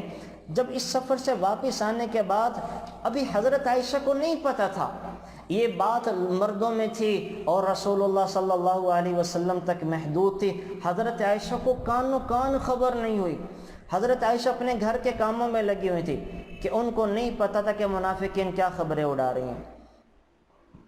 حضرت عائشہ کا خود کا بیان ہے کہ سفر سے واپسی پر میری طبیعت خراب ہو گئی، اور سب سے بڑی وجہ طبیعت خراب ہونے کی یہ تھی کہ میں رسول اللہ صلی اللہ علیہ وسلم کا کرم نہیں دیکھتی تھی کہ آپ کا جو ہمیشہ میرے ساتھ معمول تھا، تو آپ کا میلان میری طرف کم ہو گیا، اور آپ جو شفقت، مہربانی اور پیار محبت مجھ سے کیا کرتے تھے، اس عرصے میں وہ کم رہا اور میں اس سے زیادہ بیمار ہو گئی۔ بلکہ آپ کا معاملہ یہ رہا کہ گھر میں تشریف لاتے، سلام کرتے، پھر کچھ حال احوال لیتے، واپس تشریف لے جاتے۔ تو حضرت عائشہ کہتی ہے مجھے چونکہ اس کی خبر نہیں تھی کہ میرے بارے میں کیا خبریں مشہور ہو رہی ہیں، رسول اللہ صلی اللہ علیہ وسلم کا جو طرز عمل تھا وہ مجھ پر کھل نہیں رہا تھا کہ میرے نبی مجھ سے کیوں بیگانے سے نظر آ رہے ہیں، تو میں اسی غم میں گھلنے لگے۔ ایک روز اپنی کمزوری کی وجہ سے میں جو مستح صحابی تھے ان کی والدہ ام مستح کو لے کر قضاء حاجت کے لیے باہر جانے لگی، تو چونکہ اس وقت گھروں میں بیت الخلاء نہیں ہوتے تھے، جب قضاء حاجت سے فارغ ہوئی تو ام مستح کا پاؤں بڑی چادر میں الجھا اور وہ گر گئیں۔ اس وقت ان کی زبان سے یہ نکلا تعیسہ مستح، او مستح ہلاک ہو جائے۔ یہ سن کر حضرت عائشہ نے کہا کہ آپ اپنے بیٹے کی ہلاکت کی بد دعا کیوں کر رہی ہیں؟ وہ تو ایک نیک آدمی ہے، غزوہ بدر میں شریک تھا۔ تو وہ کہنے لگی کہ ام مستح، جو مستح کی ماں ہے، بیٹی تجھے پتہ بھی ہے کہ مستح میرا بیٹا کیا کہتا پھرتا ہے، کیا کہہ رہا ہے؟ میں نے پوچھا وہ کیا کہتا ہے؟ تب ان کی والدہ نے مجھے سارا قصہ سنایا اور ساری بات بتائی کہ یہ آپ پر تو تہمت لگائی گئی ہے اور حسان بھی اس میں ہے، میرا بیٹا بھی اسی میں شامل ہے اور حمزہ بھی اسی کے اندر شامل ہے۔ حضرت عائشہ صدیقہ فرماتی ہیں یہ سن کر تو میرا مرض دگنا ہو گیا۔ جب میں گھر میں واپس آئی اور حسب معمول رسول اللہ صلی اللہ علیہ وسلم تشریف لائے ہیں، سلام کیا ہے، مزاج پرسی کی ہے، تو حضرت صدیقہ کہتی ہیں کہ میں نے آپ علیہ الصلاۃ والسلام سے اجازت لی کہ مجھے اپنے والدین کے گھر جانے دیں۔ آپ نے اجازت دے دی۔ میرا جانے کا مقصد یہ تھا کہ معاملے کی تحقیق کروں۔ میں نے جا کر والدہ سے پوچھا، انہوں نے تسلی دی کہ تم جیسی عورتوں کے دشمن ہوا کرتے ہیں اور ایسی چیزیں مشہور کیا کرتے ہیں، تم اس کے غم میں نہ خود کو ڈالو، معاملہ صاف ہو جائے گا۔ Thanks for watching. Please subscribe, like, share Mufti Sufyan.